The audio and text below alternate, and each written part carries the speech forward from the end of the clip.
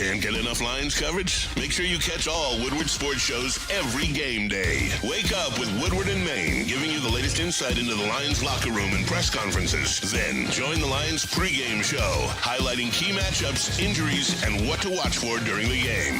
Follow all the ups and downs of the live game action with our Woodward Watch Party live on YouTube and WoodwardSports.com. After the game, check out the Instant Fan and Host reactions with the Lions postgame show. Every game, it's wall-to-wall, kneecap-biting, high-fiving, chest-pumping Lions coverage. Hell yeah! Only at Detroit's #1 sports network, Woodward Sports. Woodward Sports, let's go. Hey, what up, though, people? Thank you guys for choosing to kick off this Detroit Lions game day with the WUW Crew and Woodward Sports. Man, hey, shout out to Woodward and Maine as well, but we are live at Feldman Chevrolet of Novi. It is Michigan's #1 Chevy dealer. I know you know that. You've had some personal experience. Yes. You see the banner over there. They raise banners. When we talk about Detroit teams that win, Chevy has done that since 2019 through 2023. Oh, yeah. And I think they're going to get it again this year. They better, or else we should riot. Get themselves a six-peat in terms of Feldman Chevrolet Dealer of the Year. They definitely deserve it. And I just want to get this out of the way because I actually see this in the chat.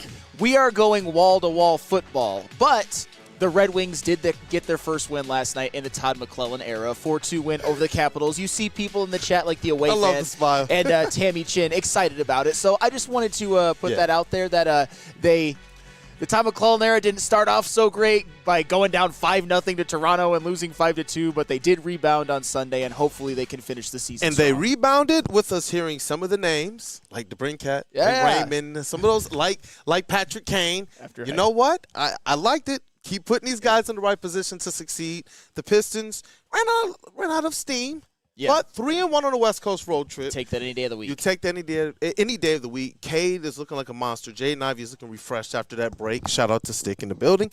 But you know what? Shout out to those teams. But we got to talk football. Yes. I know we got TLB is the entire show sheet today. And you know what? We got to start with these Packers. Yeah. Green Bay Packers, Minnesota Vikings. I know that Detroit was split. All of Michigan was split in terms of are you rooting for the Packers or are you rooting against the Vikings or whatnot? Because people felt conflicted about it. And Amon-Ra St. Brown came out and just said, hey, look, man, I'm rooting for Green Bay. Yeah. It would be nice if they went out there and got it. I think that a lot of people out there are hoping for it. But I'm so glad that we got a team that's used to handling their own business. Yeah. The Packers dropped it. And it looks like the Lions are going to have to do it themselves. I was part of the crew that includes Amon-Ra St. Brown, by the way, that was openly rooting for the Packers. I see what you did there. Yeah. I see what you're trying to do. Absolutely. That was openly rooting for the Packers yesterday, and I got some flack for it. But whether I was rooting for them or not, they didn't get the job done. They got down 27-10 to the Vikings. They came back and looked like they might make it a game, but the Vikings were unfortunately able to salt the game away with the ball. It was just another one of those situations. You've seen it with the Packers so far this year. Against the Lions and the Vikings combined, they are 0-4. That is crazy how against the rest of the NFL, they're pretty damn good, but against the cream of the crop of the NFC North, they wilt like warm lettuce. And it's really looking like the cream of the crop as well in the entire NFL, and all eyes will be on them next week for Sunday Night Football. Yes. But first, there is business to handle tonight against the 49ers, which we're going to break down all day long. But when you talk about these Packers, man, It's awesome, even though you want to see them go out there and get that win for what it meant to the Lions. Then all we're left with at the end of the day is a bunch of sad Packers fans when they did lose, and that was nice to see. I know Stick got all of Packers World riled up again. I think the tweet is up to now 50, 60, 70,000 views and engagements and such. He's calling you guys out, cheeseheads. He's calling y'all soft, man. Hey, and it's good to see because the Detroit Lions – because we're going to talk about this. We're going to talk about it. I love the segment that's coming up next because it highlights, again, how this organization continues to do things the right way. And I love that the Lions organization, they didn't chirp other organizations. But you heard the Packers during the offseason wanting to chirp the fact that we actually said, you know what, let's value this NFC North division title. And so to see them now in this position to where both of the teams that have an opportunity to win that title, Both of them swept the Packers, as you so eloquently, I might add, pointed out, Flannel. Yep, the only NFC North wins that the Packers are going to get are against the Bears, and that's not really saying much this year. But, going into the game, I know that there was a lot of momentum, and even a lot of the betting public was on the Packers, and they just didn't get the job done. But as I've been saying all season, and this doesn't mean that the Vikings are going to come into Ford Field and win next Sunday, but I've always been a lot higher on the Vikings than most. And I know you have too, Kool-Aid, and it's incredible the season they've had. 14-2, it looks like the Lions. I'm not going to give away my prediction just yet, but it looks like it might be a battle of 14. There's going to be a 14-3 team that's a wild card team. How crazy is that? That's just, it seems unfair, but it's just the way that it is. I never thought I'd see the day. And you know what's crazy is that both of those teams, though, I still think no matter which one winds up in that 4 spot, I think that both of those teams still have a good opportunity to wind up going deep into the playoffs. But you know what? I'm so confident with this squad. That's where all of this rests and lies with me, is that I didn't feel anything that I used to about the old Detroit Lions.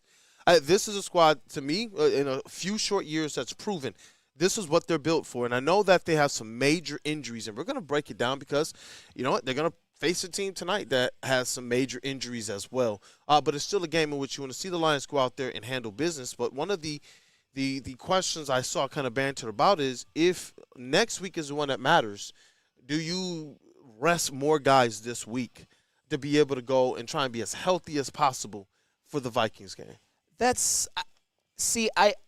I can see the argument, but I don't think that's in Dan Campbell's DNA. And one thing that, and this is a very, very unlikely scenario, if the Lions were to lose this week and then the Vikings and the Lions were to tie in the last game of the season, it would be the Vikings division. But if the Lions are to win this week and then they were to tie next week, then it would be the Lions division. So you want to just make sure that you have you got to cross all your T's and dot all of your I's. So just go out and win tonight. And that's consistent with what Dan Campbell has continued to say, that their path to the Super Bowl, that, they set their goal during the offseason of Super Bowl, but just before the season, he said, now we focus in game by game. And you know what? That's very savvy kind of point as it relates to the importance of these games. Mm-hmm. I want this squad going out there and putting their best foot forward all the time. And remember, that was a little bit of the discourse last year with Sam Laporta. Yeah. And they put him out there and they say, oh, see, now he got hurt. And it's just like, look, this is Dan Campbell's DNA. If this is what continues to drive this team, and they have this level of aggression to the point that they've gone deep and deep and deep and deep, bro, into the roster, it's just like, you know what? I don't want to mess with that recipe at all. But I do want to say this. I do believe that next week, Ben Johnson legacy game. I do. I just do. I think next week is a Ben Johnson legacy game. It is crazy that we're even talking about legacy games in Week 18. You would think, and it's just so funny how this is just another kick in the nuts of the Detroit Lions. It doesn't have to be, but the fact that they are most likely going to be 14-2, and they haven't even wrapped up their division, and they haven't even wrapped up the 1 seed. It's just they're going to even though this season has been so magical and there have been so many times when they've looked like a dominant football team, you got to go out and do it again in Week 18. It's crazy how it works. And Packers, you had one job, and you blew it. You blew it. Stand back. Watch a real lion do it. Yep. But hey, shout out Big Sean. Absolutely. But you know what? This matchup against the 49ers is very interesting because you have two teams that have suffered a lot of injuries. But as you know, if you're watching the NFL this season and if you're looking at the standings, they're going in opposite directions. And I want to discuss that when we come back. But first, I have to tell you about Planet Fitness because it's where your fitness is essential. It's fitness that fits your budget. There are over 50 Metro Detroit locations. If you want to get a cheaper membership, you can get a $15 a month one in which you can work out at your home Planet Fitness, or you can upgrade to the Black Card where you get more amenities and you can go to any Planet Fitness across the country. No matter where you are, there's a Planet Fitness nearby. It's Planet Fitness, where your fitness is essential.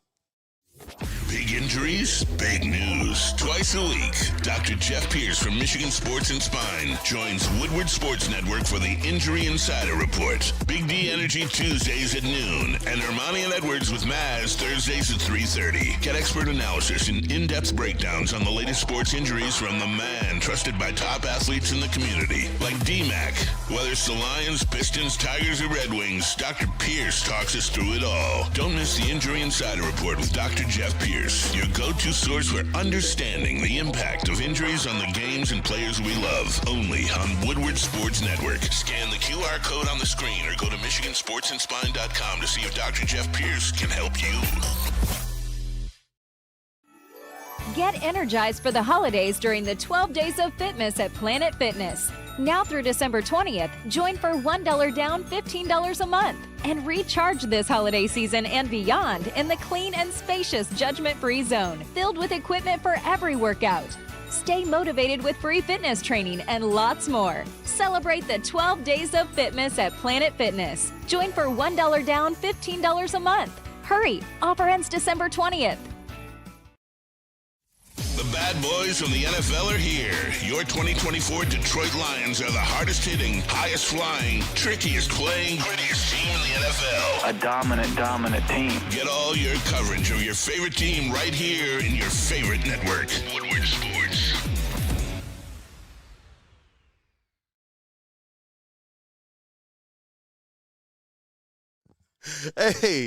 Hey, what up, though, people? I got to tell you guys about Sabbath Coffee, and I'm so glad to. Why? Because they are the perfect start to any morning, just like Wake Up Woodward. And we want to make sure that you guys are treated right. If you use code Woodward on your first subscription order, then you guys get 25% off. So head to www.sabbathcoffeeroasters.com. And you know what? Enjoy a better start to the morning. Let's go. Sabbath Coffee Roasters. Hey, what up, though, people? Welcome back. It is Wake Up Woodward. It's your boy Brandon Dent, a.k.a. Detroit Kool-Aid, your credential Pistons reporter and writer for the network, Flannel Sam, Red Wings correspondent, all sports knower, Go Blue lover. Hey, you know what? Feldman Chevrolet of Novi, we're live. It's Michigan's #1 Chevy dealer year after year after year after year. And how not? Look at this. Yeah, fire, bro. Hey! Fire. Maybe next time. Maybe next time I come in for this. Don't have the kids. I look at it every time like, you know what? I don't think that's going to fit all 6 of us, man. I'm supposed to come back. I'm supposed to come back with a 3-row, man. What do you think Queen Kool-Aid's going to do if I come back with one of these? I don't know. I mean, I'm guessing it probably wouldn't go over well just because I'm sure having all those kids is expensive, and this doesn't help them at all. Not at all, man. Not at all. But you look at Stick. Get the mic on. Let's go. What do you mean that wouldn't help the kids? You know what that would do for their self-esteem to get dropped off at school? Your fair. dad's the guy that drives that. Like, Kool-Aid's doing this for his family. How dare you rob him of that opportunity, Flannel Sam? That's a great point. I'll concede.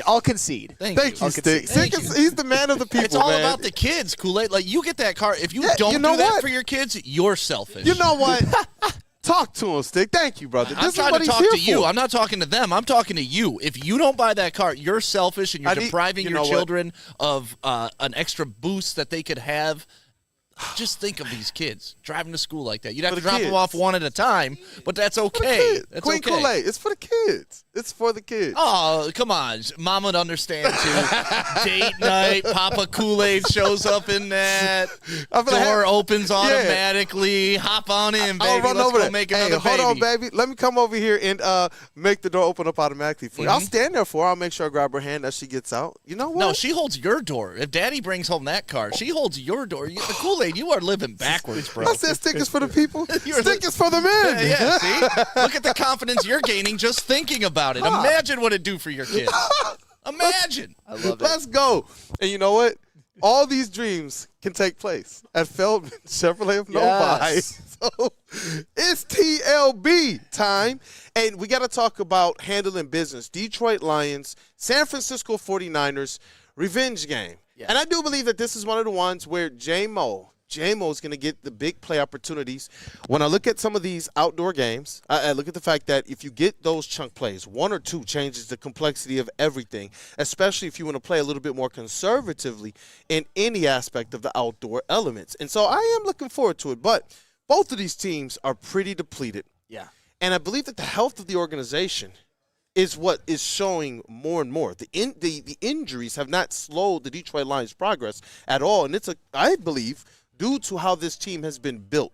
You look at the 49ers, and they have had some major injuries, and they have completely their season is cratered. Yeah, their season is completely cratered to where who would have thought before the season that this game, with still a week left to go in the season after this, would be 100% meaningless when it came to the 49ers playoff hopes because they'd already be out of it. I wouldn't have thought that. Even with the injuries that they've sustained, I thought that they would be able to handle it better. But we obviously know that the Lions' injury situation has been bad for a while now. And recently it's gotten even worse with the addition of David Montgomery, Carlton Davis, and Aleem McNeil to the IR or to the injured list of missing multiple games. But the San Francisco 49ers, it has not been a picnic for them either. And JB, I have something in Slack that highlights just how the 49ers have been depleted as well.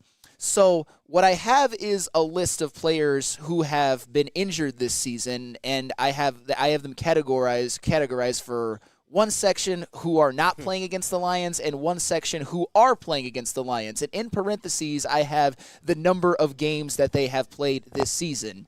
John Feliciano, their starting guard last year, has played 0 games. Dre Greenlaw, who got injured running onto the field in the Super Bowl, which is so fucked up. Sorry for cursing, Feldman, but if you can't if you can't curse about that, then I don't know what you can curse about. Has only played 2. Javon Hargrave 3, Christian McCaffrey 4, Brandon Ayuk 7, Kevin Givens 8, Trent Williams 10, and Charvarius Ward 11. Those are major pieces that have missed multiple games, but you have even more. But these guys are actually playing against the Lions. You've got Talanoa Hufanga, who's only played 5 games, Nick Bosa, who's played 12, and Yetur Gross-Matos, who's played 9, who are playing against the Lions.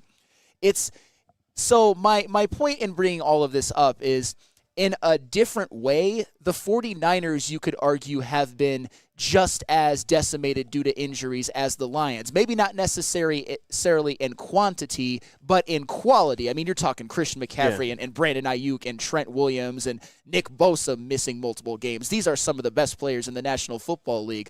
But Greenlaw is a huge one, man. Greenlaw is another one. I didn't even mention him. But the Lions aren't going to feel sorry for anybody when it comes to injuries. We've played the majority of the season without Aiden freaking Hutchinson. We've played half the season without Alex Anzalone. We're going to be playing early. Davenport, basically the whole season without Davenport. We're going to be playing the stretch run and into the playoffs without Aleem McNeil for the whole season for sure. David Montgomery and Carlton Davis. So we're not feeling sorry for anybody. We're still wondering if Anzalone is going to come back. We're still wondering if Khalif Raymond is going to get back. Yes, absolutely. Or win.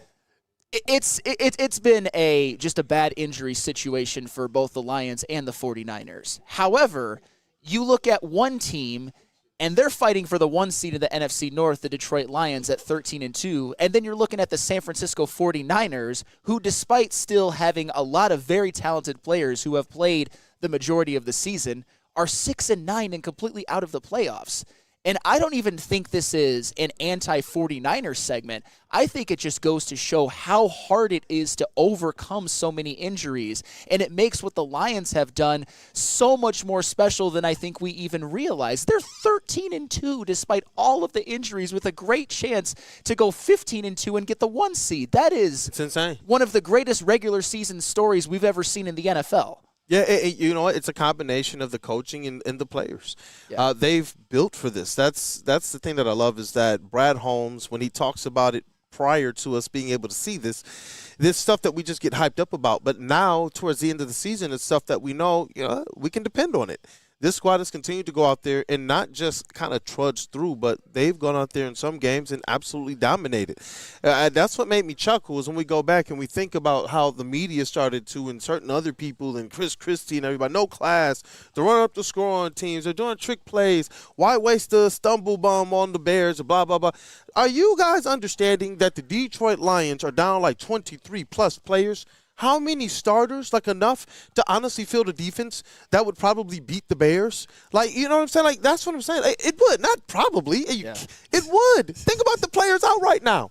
That defense now would line up and be one of the best defenses. The players out would be one of the best defenses or defensive units in the league. Hutch and Davenport in the lean.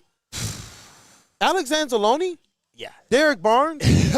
Forgot about. That's what I'm saying. You forget about players This because is there's been huge. so many. And they still continue to just go out there and do their thing. And that's why going into the Bay, a place that you could probably look at as a temporary house of horrors, I don't even care. This is week 17. Go out there and just punch them in the nose and come right back to Detroit and get ready to honestly baptize the Vikings. Hey. That's just where I'm at with this. And I know we're going to talk about, get into the different parts of the game, the offense, the defense, and whatnot, but just the mindset, it is what it's been all season. Go out there and just handle business. Go out there and handle business. And Jordan Lionheart, you are right. I actually thought I put an update to this in Slack, but I guess I did not. Charvarius Ward is not playing. He was ruled out this morning. But honestly, I hate to be this person because he dealt with a very, very tragic situation in his family earlier this year.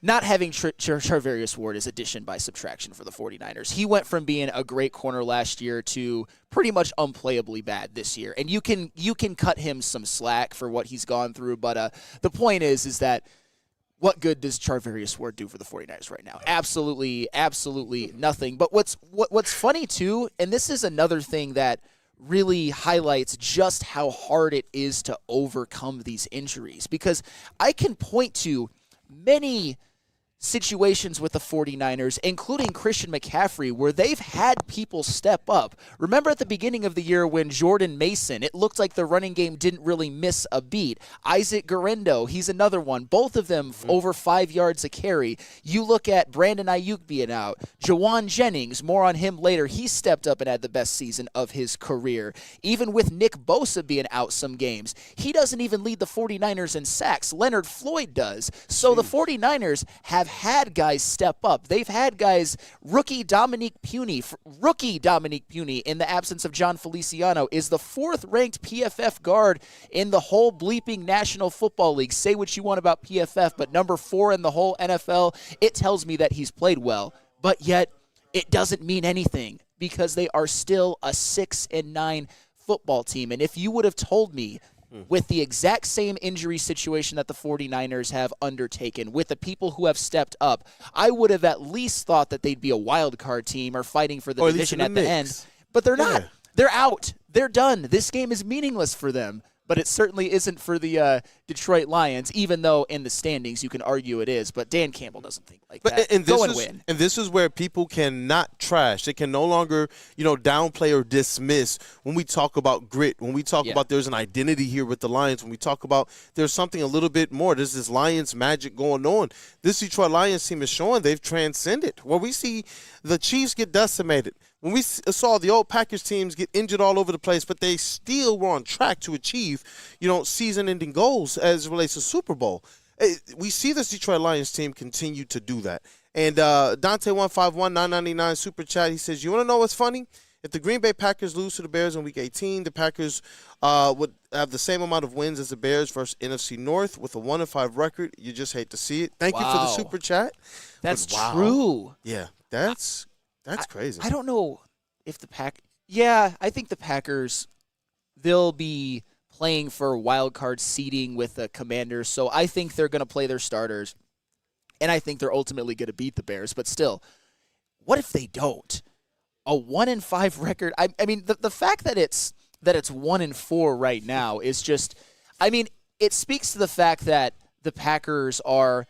they're a good team, they're a playoff team, but they're not really what you would call a threat to win the Super Bowl. But it also just shows you the NFC North is just a monster this year. Hey, Stick, check this out, man. Tell me the Packers, they weren't in a better run during the Malik Willis era. Jesus. They're in the same spot, right? Oh, man, they shouldn't have paid Love. They should have just went with Malik Willis as their starter. They could have maybe gotten some wide receivers then. Maybe. I mean, because if you watched that game last night, that you could tell that's where they were lacking the most. That nothing. With Christian Watson out, nobody to push the ball down. They have nothing in Green Bay on the wide receiver position. Jaden Reed's pretty good. Okay, he's a nice slot receiver. Which team is built around a slot receiver like that? Well, I will say this. Jaden Reed, he's been good this year, but the way that he started, the way that there's the hype around him, I thought that he'd put up a little bit better numbers. Not saying that he's not good. It's just that somebody's got to put up numbers, right? I mean, they're not going to put up 0 offensive yards, even though they only put up 56 passing yards through 3 quarters last night. Which was super impressive for a guy that was some called better than Jared Goff. Oh, man. I remember that. JJ. Easy. JJ $5 super chat. People don't forget.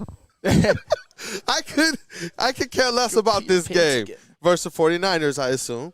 He says, next Sunday is what it all matters. Cut the starters after the first half and get ready for Sunday night. How do you feel about that? I mean, obviously I brought up the scenario with a potential tie. I don't think that's going to happen. I'm not saying that it will, but you've seen plenty of games. I mean, let's just look at a game this Saturday, the Broncos and the Cincinnati Bengals, that was looking for a minute after the Bengals kicker missed like a 30-yard field goal that would have won the game. That might turn out in a tie until, of course, Joe Burrow did what Joe Burrow does and put on his Superman cape. So you never can be too careful. You wanna prepare for every single scenario. I understand, given the fact that the Lions have had so many injuries, that you wanna play it safe, and the game that is the important one is a Week 18. But as I said before, I'm not preparing the show like that. I'm not talking as if they're going to do that because I know Dan Campbell. I know how he coaches. I know he's not going to do that, and I know that the Lions have that revenge factor in mind. Hey, you know what? I know we got to get into the next segment so we can continue to break this down, especially, the 49ers offense. So we're going to talk about the Lions offense. But next, we got to talk about how how disappointing a year it's been for those 49ers, man. And the Lions game plan for the only 2 players who potentially could cause some issues for them. But I have to read this comment really quickly from Cody Ingle. Who the hell we going to play if we rest the starters? We down to the 3rd stringers. That's. I was just like, you know what? Yeah, Ray, I'm thinking about in the safety room. Didn't Brandon Joseph get arrested a couple weeks ago and get cut from the team? Oh, snap. We have a whole practice squad, guys. That's fair. They can go out and get some run. I mean, I suppose. You rest. Yeah. I don't know. It's going to be interesting. Dan Campbell ain't going to rest anybody. Maybe in the second half, but no, they're going to go put some foot to throat. And by second half, I think like 4th quarter if the game is decided. Yeah, Hendon Hooker, or maybe our new guy, Teddy Bridgewater, our new old guy, is going to get some run. Huh. But yeah, to me, interesting. To me, I'd treat this as a bye week, but that's just me. I don't always agree with everything Dan Campbell does, but. He's got us here, so I'm never going to question him either. JB, what about you as well? Because that was some of the questions I saw. What about you? People thought, hey, and some people think that, like, just like Stick saying, treat this as a bye week. Just like the super chat said, let me just go back and highlight it again. JJ, I could care less about this game. Next Sunday is what matters. Flannel those on the side of go out there and take every single game as if it's the last. And I get that to a degree. I mean, it's BTA. Both ass. Like, come on. Now, you can't sit here and just chill and just think, oh, this is a bye week. This is an easy game. No. Every game in the NFL is a hard game to play. So this is, I mean, the 49ers are going to be out there. They're going to give it their all, even though they're depleted with players. But still, at the same time, you just got to go out there and play. I know next week is a big game. It's the bigger game of all these games. But as of right now, the 49ers are the opponents in front of us. That's who you take on. So take care of business and then move on to the Vikings. I mean, No, I was just gonna say real quick. Can we get a poll up asking the chat family where they're at with this game matter, or is it just on to the Vikings? I don't want to make it seem like I'm play all your starters at all costs against the 49ers. I'm open to any single idea. I like the revenge factor. I know what Dan Campbell is going to do. And a Jordan Lionheart in the chat actually put something interesting, something that I actually am okay with. How do you guys feel about starting Mosley just to see how he looks? Would be nice to see what we have before next week and a playoff. That was a $5 super chat. Thank you, Jordan Lionheart. I'm cool with that. Yeah. If he's out there. This is the type of game where you play Emmanuel Mosley. Back in a familiar place. Hey, that's right. That would be cool. Because Emmanuel Mosley needs to just get on a field and play consistent football again without suffering a terrible injury. And take Vildor out of a familiar place. That's true. But Vildor's got to get his get back, man. This is that game for him? Yeah, this is I'm going to get revenge for the ball off my helmet game. Goodness.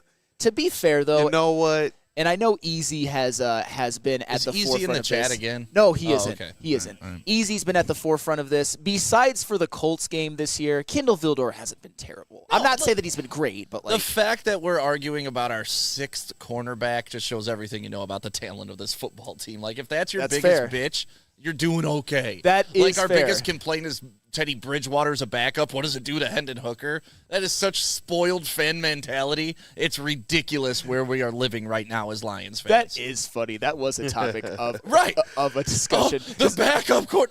Who cares? They're never going to play. Does that mean Hendon Hooker's doing something wrong? It doesn't matter. Who cares? Hopefully he's doing everything right. And even if he does, he's never seeing the field. Never seeing the field. Who Absolutely. cares? But do you know who have seen the field for the 49ers and been relatively healthy this season and have underperformed?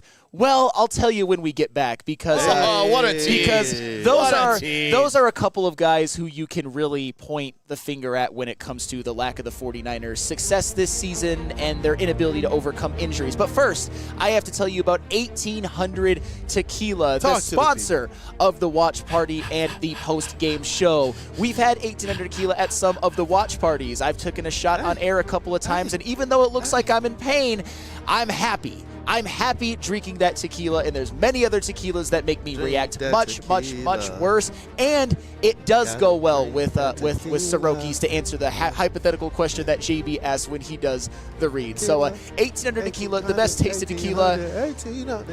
Drink responsibly.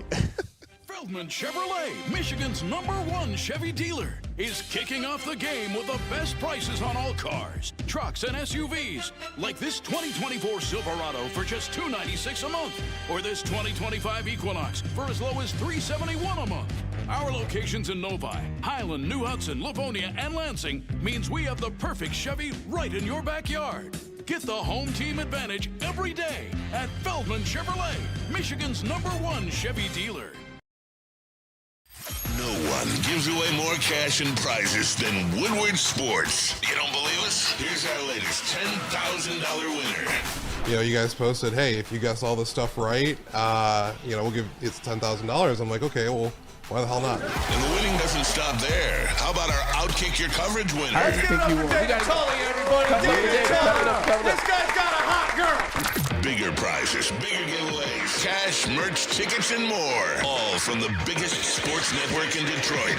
No one does it bigger and better than Woodward Sports. Make sure you're following, liking, subscribing on Instagram, Facebook, X, and YouTube for your chances to share in the winning. From Detroit's #1 sports network, Woodward Sports. How do people feel about getting a Planet Fitness membership for $15 a month? How do they like working out in a clean and spacious gym that's filled with equipment for every workout?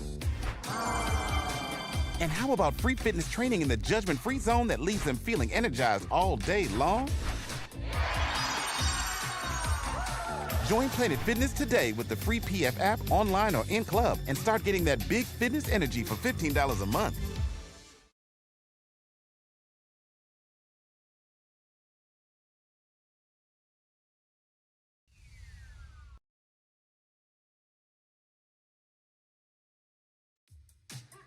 How do people feel about this? The Super Bowl parade in Detroit will be one for the record books. Detroit just does it different. Woodward Sports, your official Super Bowl or bust Lions network.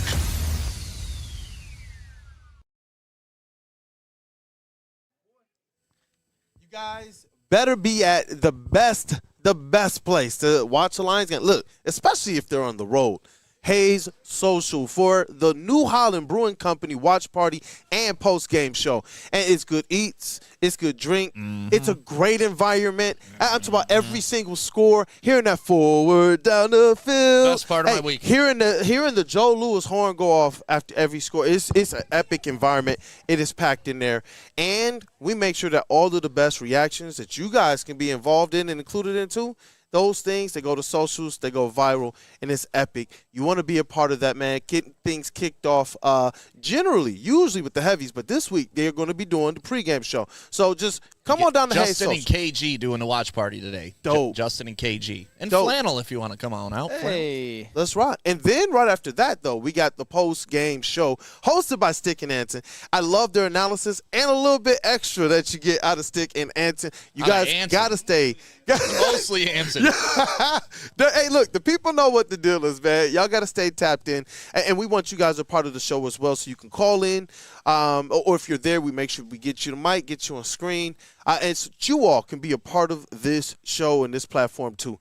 We want you guys a part of the show. So, Hayes Social, Shelby Township. All of this is brought to you by 1800 Tequila, Tangerine, Space Machine, Taller Your Local Long Drink, Soroki's, and Sabbath Coffee. Let's go. Hey, we're back live from Feldman Chevrolet of Novi. It's Michigan's #1 Chevy dealership. It's your boy, Detroit Kool-Aid, Flannel Sam. We're talking about Detroit Lions, 49ers. It is a game day. And I just, it's a little dreary out here. It just feels like one of those handle your business type days. And I expect the Detroit Lions to go out there and do that. I understand looking at this as a bye week, but I just want the Detroit Lions to continue to do what they've done all season, and that's just go to work. Yeah. And do you know who it certainly is a bye week for? The San Francisco 49ers, because this game actually means nothing because they are eliminated from a playoff contention. And I told you about how the 49ers, they've had it really bad when it comes to injury luck, just like the Lions have this season. But it has actually cost the 49ers a playoff spot to where it hasn't cost the Lions. One of the reasons why, when you look at guys last year, I titled this segment NFC Championship Game Heroes to Regular Season Underperformers. You have to look right at the feet of quarterback Brock Purdy and wide receiver Deebo Samuel as guys on the 49ers who have not stepped up, who have not played like stars, who have underperformed based off of last season's what they did last season and this season's expectations. Because when you look at Brock Purdy, last season, believe it or not, he led the whole bleeping NFL in passer rating. It's hard to believe, but that did happen. And this year, he's at 14th in the NFL in passer rating. And, of course, you can look at the fact that his tackle, Trent Williams, has missed multiple games. His leading receiver from last year is out for the season, and who last season was the best running back in football has been out for most of the season and is going to continue to be out for the season. But this segment really isn't about why Brock Purdy hasn't been as good. It's just that he hasn't been as good. It's the same with Deebo Samuel. Deebo Samuel last season in 15 games had 1,117 yards from scrimmage and 12 touchdowns. Just a very typical Deebo Samuel year as an offensive weapon.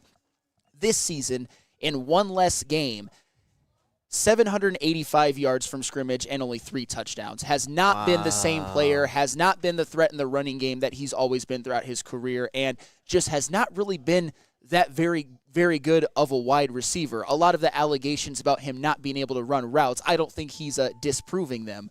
But the reason I bring that up, the reason why I compare that to what they did in last year's NFC Championship game is that obviously you can look at what Brock Purdy and Deebo Samuel are this year and think of them as not really threats in this game. But Dan Campbell and this coaching staff and these players, they recognize what they saw in the NFC Championship game last year. Brock Purdy had a great game, especially in the second half, with throwing the football and with those back-breaking scrambles. And Deebo Samuel led the team in receiving yards last year. So this is an opportunity for, even though the 49ers players, Samuel and Purdy, have not been as good this year, the Lions defense is not going to get complacent because they know what these guys are capable of when they are right. So this is just an opportunity, too, to maybe, for this Lions defense, make Brock Purdy and Deebo Samuel continue to look bad like they have all season. Mm-hmm. Yeah, this is another one of those kind of springboard or momentum games for me, for the Detroit Lions, specifically on the defensive side. The offense, they've been just humming. After Dan Campbell said, get us a week 5, week 6, this team has definitely been something we can rely on from the offensive side of the ball, including that Bills game. They went toe-to-toe after that first quarter. And this is where I do believe, and I saw it earlier in the chat, so I'm sorry, because I don't remember who put it, but this was said that the Detroit Lions have to get off the fast starts. We've seen it. Yeah. The success for them has been if they get out early and they control the game, because then you're giving Jared Goff and this offense the opportunity to control the possessions. And when we've seen them struggle a little bit, it's when they've gotten off to bad starts. And so I don't know, obviously I know a lot of people, they look at this 49ers team and they just think that this is just a drubbing on the way, and I do believe that as well. But there are still things they have to do to ensure that it is a drubbing. And that's where I do believe getting off to a fast start against a team like this, that who knows what narratives they have in their mind. They're on Sunday Night Football. We all get a little bit confident sometimes. The bright lights are on, and you're playing the Lions in your building, where last time y'all matched up, you won. And so it's just like, yeah, I do believe they're going to try and come out here and do whatever they can to at least muck up and muddy the game, because that's honestly their only chance, just in my opinion. It's just trying to go out there and push the Detroit Lions outside of their identity. And that's where going out there, striking first, striking early, striking often, it just takes the wind from underneath the sails of a squad that is going out there already trying to play inflated. Yes. A fast start is absolutely key because, not to bring up the Bills game, we saw what playing from behind looked like for the Lions, and it's not something that was very fun to watch, although it's only one of their 2 losses on the season, which I love to still say out loud. But the reason also to circle back a little bit to Brock Purdy and Deebo Samuel, I think that there's a certain way that there are things that you can do as a Lions defense, even though the Lions defense obviously is depleted, to limit Brock Purdy's effectiveness. I honestly believe that if Brock Purdy can't beat you with some scrambles, that he's not going to be that effective in this particular game. Obviously, we know he can throw the football. We've seen him do it before. We saw him do it last year. We've even seen him do it a couple of times this year. But this is a game where you need to get pressure on him. You need to be disciplined as a defense. You can't let Brock Purdy escape. You can't let him step up into a wide open field and just scramble for like 13 to 15 yards. Because I believe in this game, as I said before, Brock Purdy will only be effective in the way of potentially winning the game if he kills the Lions with scrambles. But this is a different defense this year, and I know that it's depleted, but that's the key. Get pressure on Brock Purdy and don't let him get those 3rd and 8, 10, 11-yard runs like he got in the NFC Championship game last year. No, I 100% agree with that. That's the one thing that we've seen really give the Lions some fits, even against the teams that we know that they should drub. When we looked at the Bears games and people talk about, well, you guys let the Bears come back, it was because a quarterback like Caleb Williams has the wheels to kind of nullify some of what the Lions defense likes to do. They cover very, very well, whether they're and they disguise their coverage as well. And sometimes they're getting the pressure on the quarterback, they're getting the QB hits, but they're not necessarily getting the sack. And that, with a quarterback like Brock Purdy, who we already saw has some wheels, not necessarily one of the most mobile quarterbacks out there, but we saw that he has enough wheels to make something happen. And that's where you want to make sure this team has everything in containment, because it's not like he's going to have too much out there, especially from the running back position. It's different when you have Christian McCaffrey and you have to legitimately scheme up for a plethora of things he can do, from running the ball outside, running the ball between the tackles, catching the ball out of the backfield, play actions, and what that means. So I kind of want to see this defense go out there, pin their ears back, and just get after him in the first quarter. Make Brock Purdy very, very uncomfortable.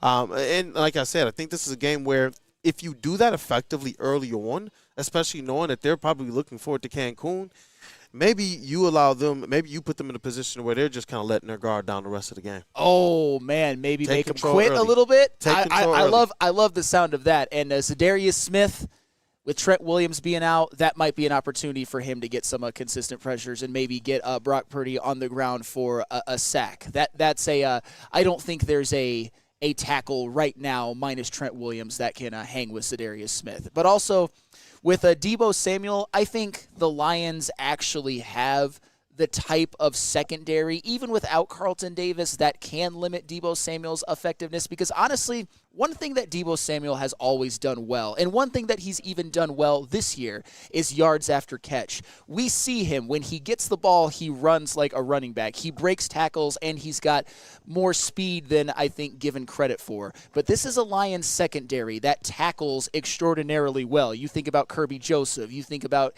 Terrion Arnold, Brian Branch, Amik Robertson, Ife Melifomu. This is a very good tackling secondary. They're not afraid to stick their nose in there and go up against a Deebo Samuel who's going to want to lower his shoulder as well. So just limit Deebo Samuel's yak yards, and I think you're going to limit his effectiveness almost entirely. It's easier said than done, because Deebo Samuel, despite him not having his best year, still is a very formidable ball carrier. But as long as you can get him on the ground when he catches those short passes, this Lions defense should have no problem with limiting Deebo Samuel. Yep. And you know what? I think it's a good test for this Detroit Lions because the 49ers do have a few things that they can throw at the Lions to kind of test them. But I look at all of this stuff as just getting this squad ready for the weeks to come. You got a big matchup next week against some pretty talented wide receivers, and then going into the playoffs, whether they get the bye, which they will, or not, there's a lot of talent that relates to these quarterbacks and their pass catchers and playmakers. So, you know what? It's just more of them handling business. The squad has continued to overcome adversity, and this is just another one of those aspects of it. And I think that they're going to look good doing it, too, out in San Francisco. Hey, and a nice little segue to our next segment, and it comes from an unlikely source. Brandon Katz, nice to see you again. The key against San Francisco is controlling Kittle, not Samuel. Glad you mentioned George Kittle, because we're going to talk about him next. And honestly, just a quick preview, I'm more interested in what the Lions can do. And I believe it's easier to control Deebo Samuel at this stage than a George Kittle. But let's talk about that a little bit more. But first, divorce. KDK Law, obviously. Shout out Chris Platty. But KDK Law is your place to go for all of your divorce or child custody needs or any other legal issues that you might be having. It's something that affects a lot of us, unfortunately, and it's a process that... And by us, I'm not including myself. I've never been divorced. But you know what I mean. Whoa. Some of us have, Sam. Yes, but when I say us, it implies me. I am terrible at ad-libbing KDK Law. But Kevin and Catherine in Birmingham, you know what? Call that phone number that you see on the screen. And you know what? Scan the QR code if you have any of... Parents died when I was 8. You want to talk about that too? I don't. I don't want to talk about that. Don't lie. I am sorry for your life losses, Stick, and I'm here for you if you ever need to talk. But KDK Law, they've got your back. I need a lawyer. The holidays are here. Don't know where to get your friends and family? Head to woodwardsports.com and click on Shop. Get the latest in Detroit sports apparel and exclusive Woodward sports gear. Woodwardsports.com can get the whole team outfitted for the Lions Super Bowl run. Love the Pistons, Red Wings, and Tigers? We got something for you, too. So make sure it's a happy holiday for you or the sports lover in your life. Shop online at woodwardsports.com.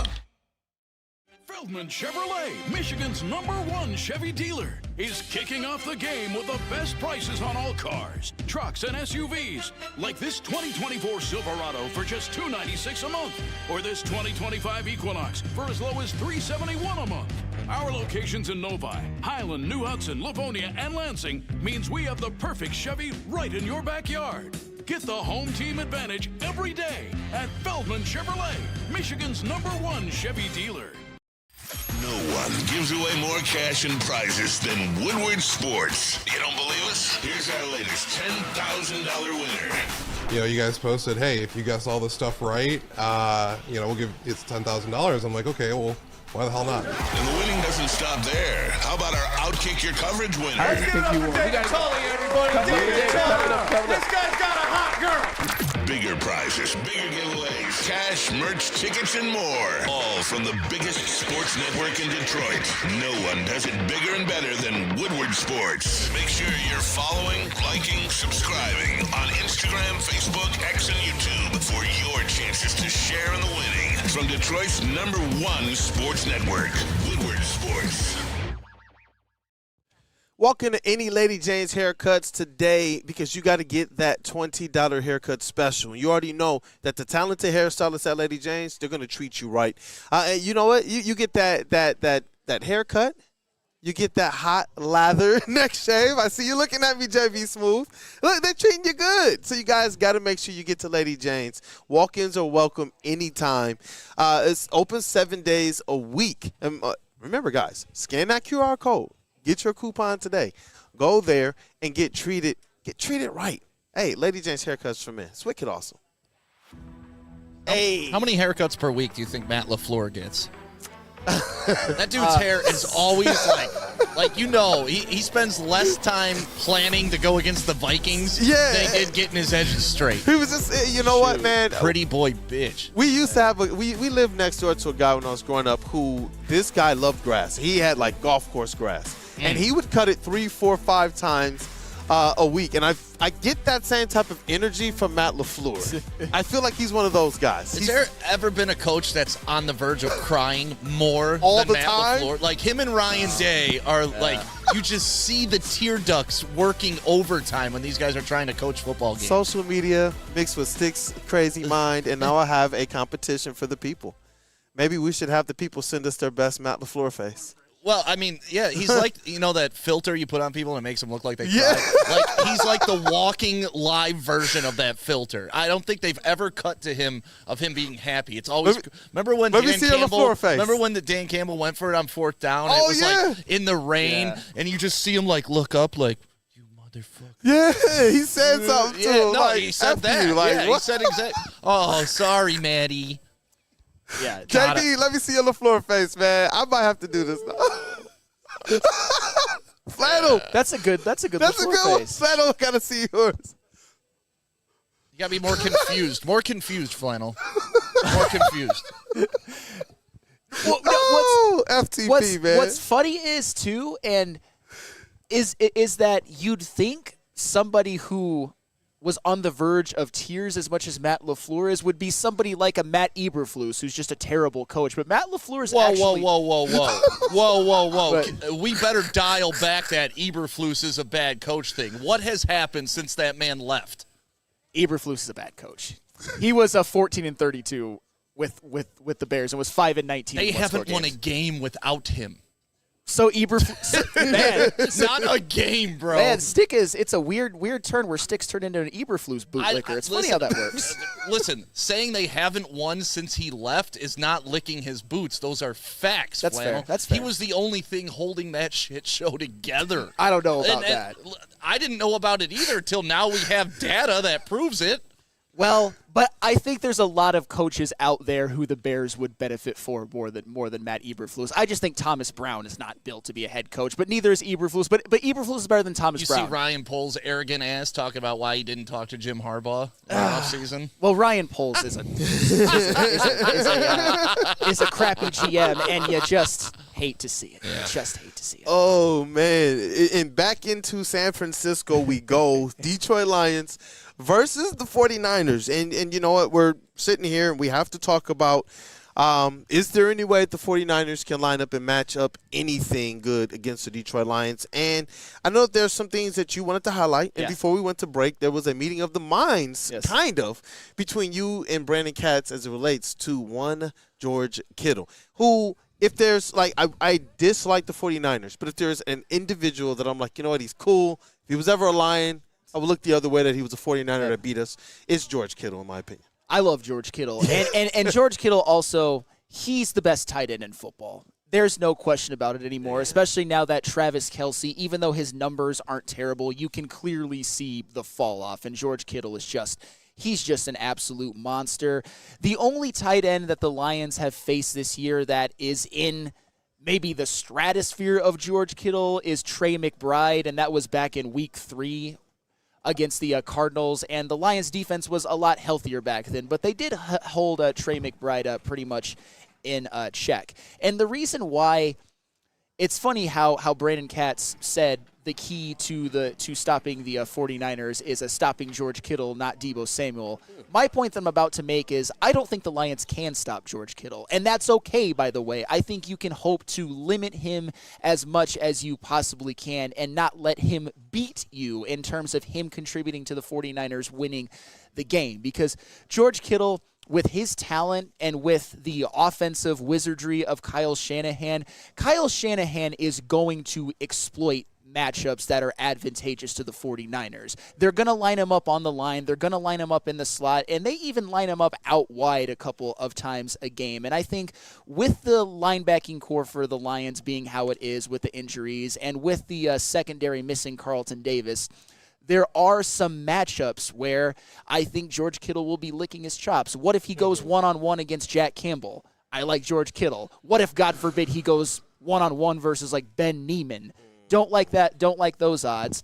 I don't think Iffy can cover him. I don't think even Amik can, just because of the size limitations. And that's okay, by the way. George Kittle is absolutely special. And I don't think Terrion can either, because I just don't think he's a good enough player just yet, although he does have more of the physical build that you'd think would be able to limit a George Kittle a little bit more. But that's where Aaron Glenn, this is where maybe play a little bit of zone, disguise some coverages, even if you have to double-team George Kittle a time or two. That's where Aaron Glenn's got to cook something up, because I don't think that the Lions secondary-wise or linebacker-wise have what it takes to hang with George Kittle specifically. But remember, it's the best tight end in football. There's no shame in that. And this is where you want to see Aaron Glenn really mix things up with that, with those safeties. Yeah. You know, see what you can do. You got Iffy back. You know that he's going to mix things up in the middle there. And that's who I do look forward to on the defense, getting a few more reps to be able to keep Brian Branch and Kirby Joseph as healthy as possible. And it's not like it's a downgrade. Iffy, in my opinion, the more that he can play, the better for this defense, especially as you're talking about heading against the Minnesota Vikings, who he had some success against last year, as some people might remember. But when you're talking about Sam Laporta, Jack Campbell in the middle, this is one where I'm looking to see what changes have you made. And I know Michael Daniel says we can stop Kittle because they have no run game, Sam. But that's where that's where Deebo Samuel could potentially keep that offense, that defense of the Lions a little bit more honest. It's not just as cut and dry as they don't have a run game. If they do one motion of Deebo Samuel, you know what? That can have a certain type of an impact, especially when, you know, Purdy's going back and it's a play action. Deebo Samuel's in motion. The defense has to respond and react. And now Kittle blocks and then leaks right into the middle of the field. Sometimes that's just all you can do at that point in time is be in the right spot defensively and know that play is coming. So it's just like I don't think that it's as push button as they have no run game. It's going to be easy to stop a Kittle. I think that they have just enough to be able to make things interesting for at least the first quarter. Yeah, and one name that I didn't mention, and I think it was 14 Grit who mentioned it. If there's one Lions player who I think will have the best shot at limiting George Kittle, it's certainly Brian Branch.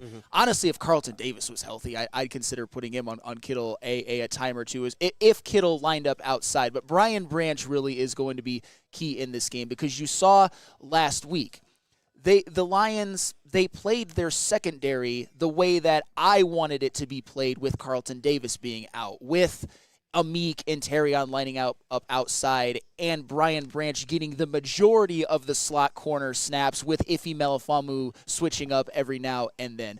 Because Brian Branch, even though you can argue that he's at his best and his most lethal when he's playing strong safety, he is the best that they have when it comes to being a nickel slot corner. And if that means getting matched up against George Kittle, if Kyle Shanahan lines him up in the slot, I think that's the most advantageous position you can be in for the Detroit Lions, either with limiting Kittle through Aaron Glenn wizardries and zones and doubles, or just with Brian Branch, because Brian Branch gives the Lions their best shot up against George Kittle. Yeah, and I don't believe that this is a game where the 49ers are going to be threatening the Lions at all, their offense. But, when you talk about what things might the 49ers try to do, that's why you highlight things and players like this and certain schemes and play calls that they might be able to rely on.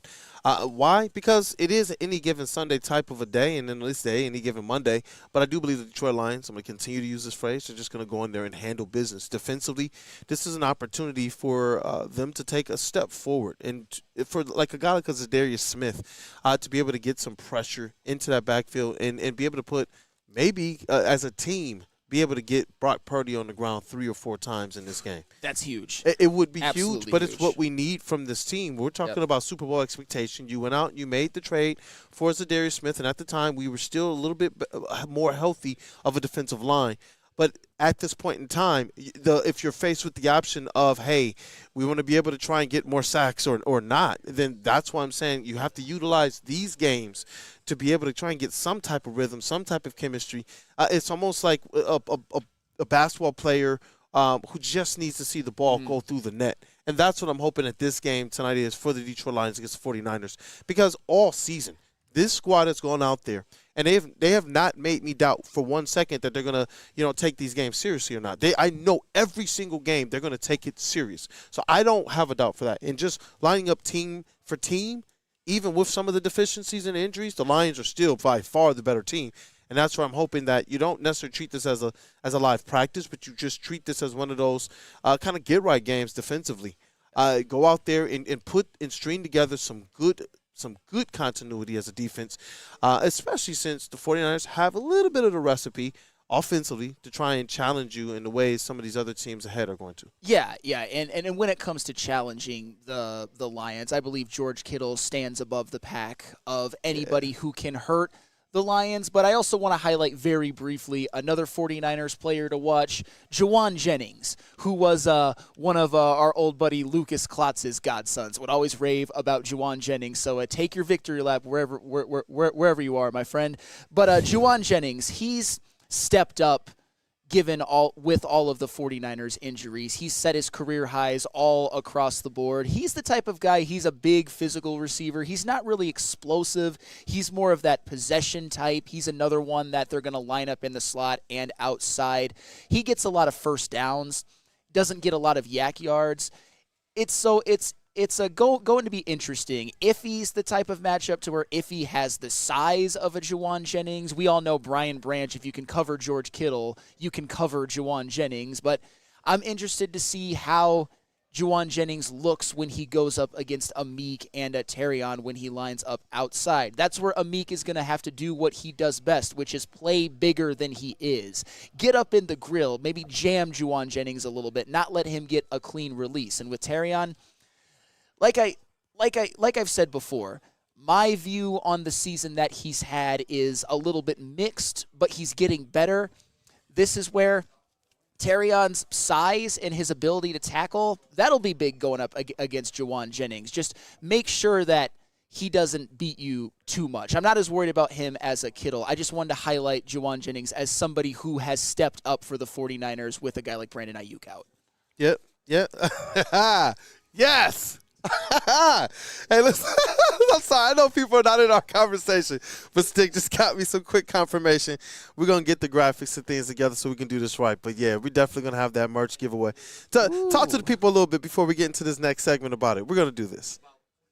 Yeah. About what? Well, we were just texting back and forth? Yeah. Oh, yeah. No, it was a great idea by Kool-Aid. I just got a text by Kool-Aid. What do you think about a merch giveaway where fans tag us with their impressions of LaFleur, either in a picture or a video? And I replied, yeah, let's do it for the Green Bay Sucks hoodie that JB happens to be wearing right now. Let's go. So if you got your LaFleur pouty face, I am LaFleur. I pout. My name is LaFleur. The people in the chat. I drink a croissant.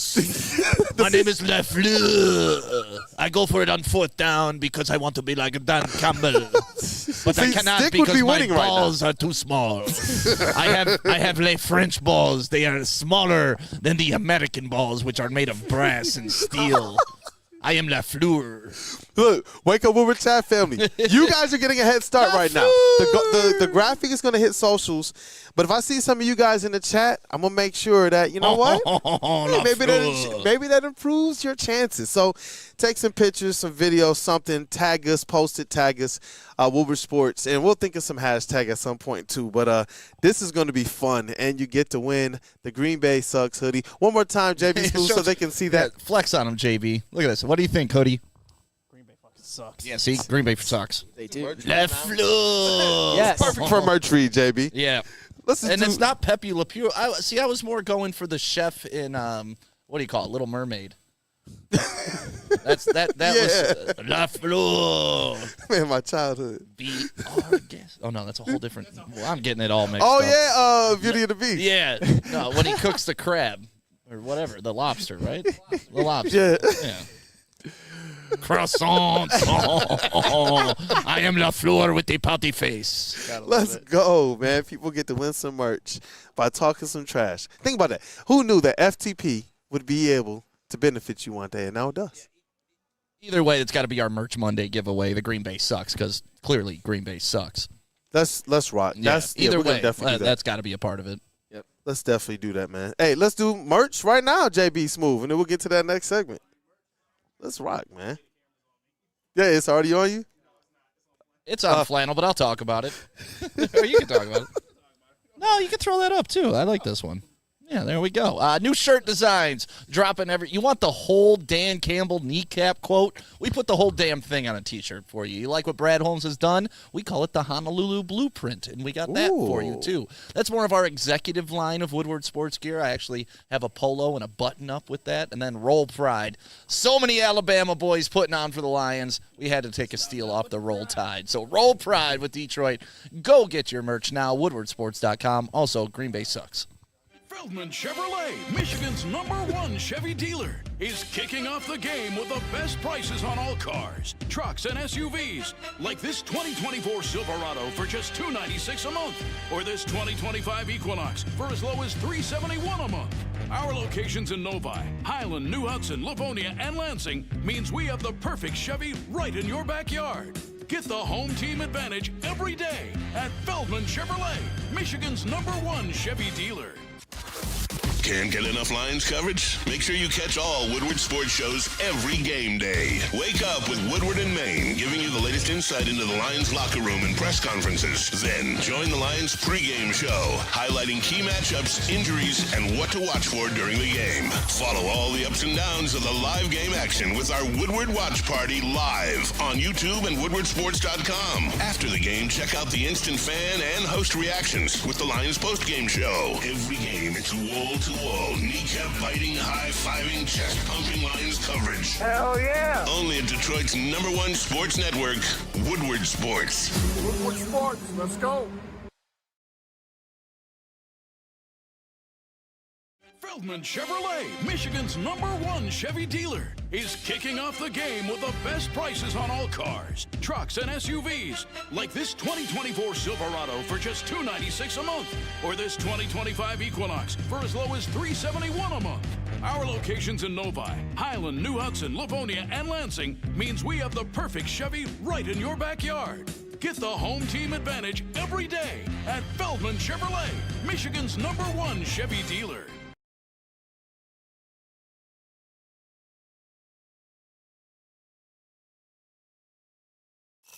Most talked about Detroit media by other Detroit media, and we love it. It's the Woodward Sports Network. Hey, Soroki's Crispy Chicken and Pizza is taking over Metro Detroit. They've got all of the best food. If you're in Metro Detroit, there is one nearby. They got crispy fried chicken, they got pizza, they've got tenders, they've got biscuits, which is a favorite of mine and a favorite amongst the Woodward Sports office. They got potato wedges, and they've got the best prices. So find a Soroki's near you if you are feeling like a nice lunch or dinner. Hey, what up, though, people? Welcome back to Wake Up Woodward. We're breaking down Detroit Lions and San Francisco 49ers live at Feldman Chevrolet of Novi. This Michigan's #1 Chevy dealership, and it's just dealer of the year, year after year after year. And you know what? It kind of reminds me of these Detroit Lions. They just continue to overcome and overcome and overcome. I expect them to do that this week and next week, get a bye week, and then do that again for another 2 weeks, and then the Super Bowl week. Let's go. Super Bowl. That is the goal. That is the goal. And I believe that they still have everything in front of them. The destiny's still in their hands. To people who are so quick to try and crown, I'm seeing people who are getting giddy about the Vikings across social media, including national media people. It's just like, okay, how many times have the Lions made you guys have to eat that? How many times? Are you going to continue to do this? Doubt Dan Campbell-led teams. Doubt Sheila Hamp. Doubt these people, man. But you know what? We got to talk about how this Detroit Lions offense does stack up against the 49ers, because this is the side of the ball that I believe has to continue down the stretch to carry this team as it relates to time of possessions, controlling possessions, limiting what the other team can do. If we have any concern at all about Brock Purdy and maybe being able to break containment, George Kittle, and whatnot, I believe the best thing to do, or even Deebo Samuel, maybe he has one of those breakout games. Who knows? I think the best thing to do, and what the Lions have done very well this season, is limit how many opportunities the opposing team has, which they didn't do so well against the Bills and Josh Allen. But the other teams, they've done that really masterfully. Yeah, and the key to this Lions team is obviously the offense. They are number one in the NFL in points scored per game. They are the healthier side of the ball. Obviously, knock on wood or knock on whatever this surface is that I'm knocking on right now. But yeah, this is a matchup where I think the Lions have the clear advantage. The 49ers defense. Here's what I'll say about the Niners defense. You obviously have to worry. If you're talking about players who you worry about, it starts with Fred Warner and Nick Bosa. Nick Bosa's missed some games, but he'll be playing tonight, and Fred Warner has been probably the best middle linebacker in football for the past couple of years. He's a 3-time All-Pro. He's about to make it 4 this year. And Nick Bosa, he was Defensive Player of the Year just a couple of years ago. You can make an argument that they are the best in the NFL at their respective positions, although I don't think Bosa is number one anymore. Those are guys who can wreck this game and who you have to be worried about. However, when you look at this 49ers defense as a whole, it's been kind of strange because they're actually second in the NFL in yards allowed per game. Second. And they haven't given up a lot of passing yards. But they are 20th in the NFL in points allowed per game. That's interesting. That's a bit of a statistical anomaly, though. But it makes sense because you look at the 49ers turnover differential, it's at -5. What that tells you is that the Niners are turning the ball over a lot, and they're allowing short field touchdowns. And when you see their games, when you look at the box scores, when you look at the highlights, that's happened a lot against the San Francisco 49ers. I believe this is a game where the Lions offense should have no trouble. I think their run game with Jahmyr Gibbs is going to be just fine because the Niners have a mid-run defense. The Niners secondary, especially with Charvarius Ward, even though he's not playing, even when he is playing, hasn't been very good. I think this is a big Goff game. I think this could be a big J-Mo game. Maybe they want to get him that 1,000 yards so that just because that's a big milestone for a wide receiver. And maybe the Lions organization wants to see him in a J-Mo jersey. Who knows? Hey. Who knows? If they do, I'm honored. It could be a big St. Brown game. It could be a big Sam Laporta game. My point with all of this is that the 49ers, with their injuries, their defense doesn't have enough, in my opinion, to hang with the Lions offense. I think it's an easy 30 at least. Yeah, and that's the component of it that I believe people often underestimate when it comes to trying to, judge the Detroit Lions, especially in these head-to-head games. And they often forget about the fact that this Detroit Lions offense is just elite. Yeah. Still led by an MVP candidate, still led by one of the top running backs in all of the NFL, still led by one of the top wide receivers in all of the NFL, still led by one of the top big play wide receivers in all of the NFL. It's still led by one of the top linemen in all of the NFL. It's just like, guys, we've seen worse defenses with similar offenses go out there and do work. Why are people so quick to doubt this Detroit Lions team? And it seems like they do it by acting as if, our quarterback is just a civilian or something like that. Jared Goff continues to go out there with this offense around him. And this is a double-edged sword. Then they all say, oh, he's only doing good because of all the weapons around him. Well, they're still there. Why are people doubting what this Detroit Lions team can do? This offense was always the side of the ball that was the strongest part of this team, led by that offensive line. And then you see Jared Goff take a step. You see Amon-Ra take a step. You see J-Mo take a step. You see Gibbs take a step. So it's just like, you know what? If anybody doubts this offense at all, you're going to get steamrolled. Well, that's just how that goes. There should be no doubt whatsoever when it comes to the Lions' offense. If you want to have some about their defense with the injuries, I'm not going to necessarily be mad at you. But the offense, it's going to continue to be a well-oiled machine, in my opinion, because even when you lose a David Montgomery, even though his absence, I believe, will hurt at times, you've got a top 5 running back as the Sonic to David Montgomery's Knuckles, and for the most part, this Lions offense has been healthy, away. which of course I continue to knock. But the reality is that you look at some of the best defenses in the NFL, for which the 49ers are not one of them with the injuries. I don't think there's a single defense that can stop the Lions offense when the Lions offense is humming and playing at their best, when every individual player is playing their best, when Ben Johnson is just so deep into his bag. And the 49ers, they just obviously they've got some players. Like I said, could Nick Bosa wreck a play or two? Absolutely he can, and he probably will. Will Fred Warner be flying all over the field and probably finish with 15-plus tackles and maybe a PBU? Sure, but the Lions are still getting 30. They're getting an easy 30. And the Lions offense makes other teams. They limit how perfect their own defense has to play. Yes. But they increase how perfect the other team's offense has to play. Now, all of a sudden, if you make a mistake against this Detroit Lions offense, so if your offense isn't scoring touchdowns, you're going to get drubbed. But you know what? Not every quarterback out there is Josh Allen. That's the thing. Josh Allen is special. He is going to be somebody that can go out there and cause a difference in a game like that. I don't trust that any other team left on our schedule from here until we get to the playoffs has a quarterback good enough to say, you know what, we're going to be the difference maker in this game.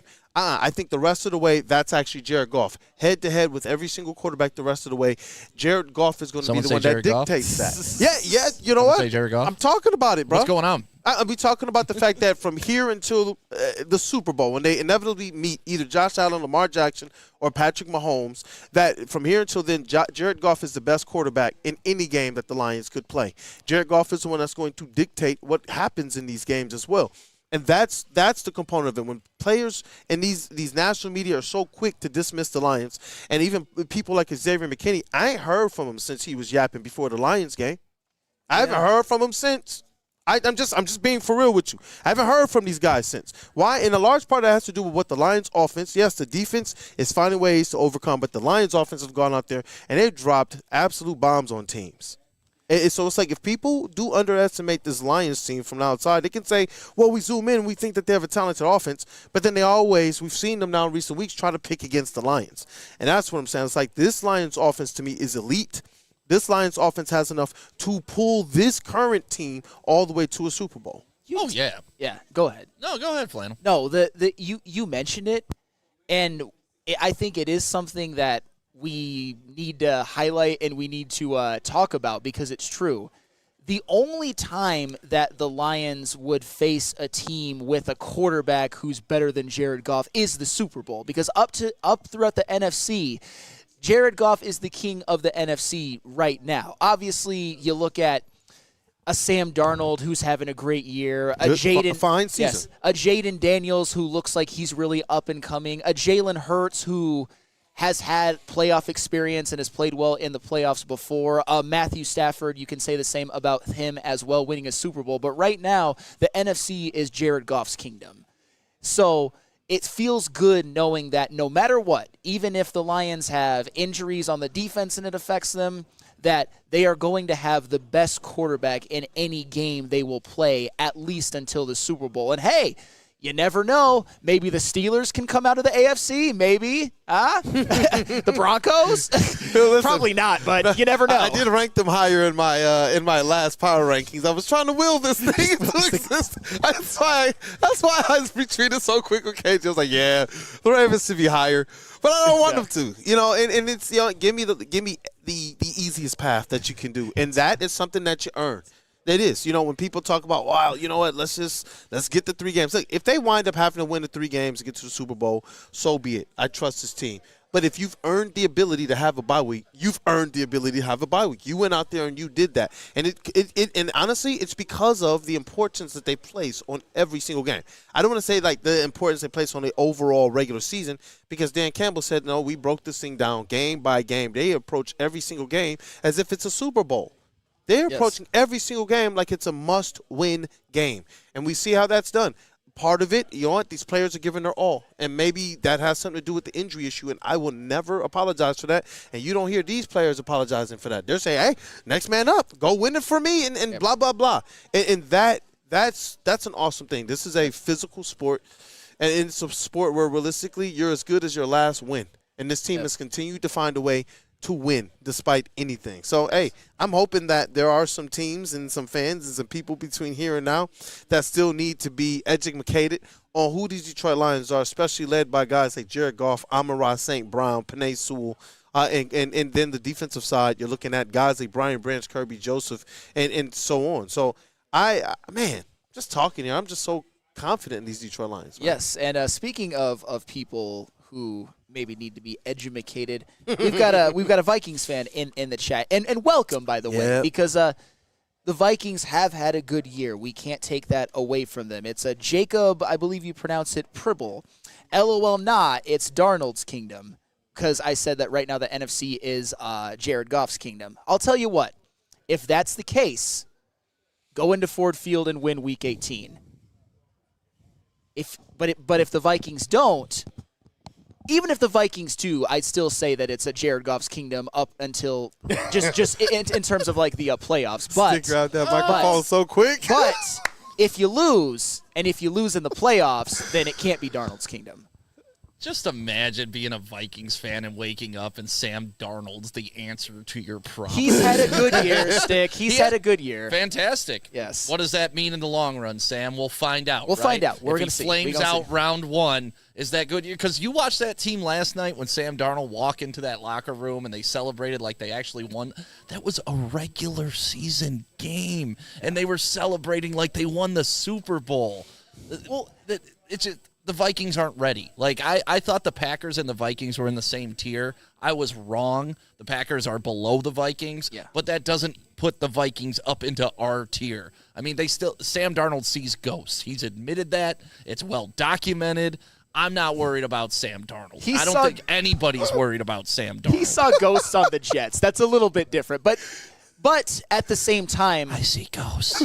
To your point, if the Vikings go into Ford Field next week and lose, and then they lose in the wild card round of the playoffs, I don't think anybody is necessarily surprised. I just love the predicament it puts the Vikings in, because now they're screwed. Do you pay this guy $50 million, which he's going to command because he's had a nice little year, or do you ride with your first-round draft pick? What do? You've screwed yourself. All while Daniel Jones is in the background like, hey, guys. All for a 5th seed.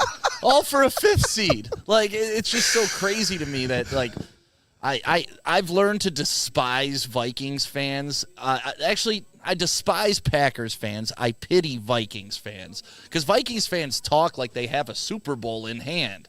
They have as many as we do as Lions fans. And they talk like there's some hierarchy in the NFL. You've never been a hierarchy. You've never won anything. You've gotten to the dance, and you left without the girl every time.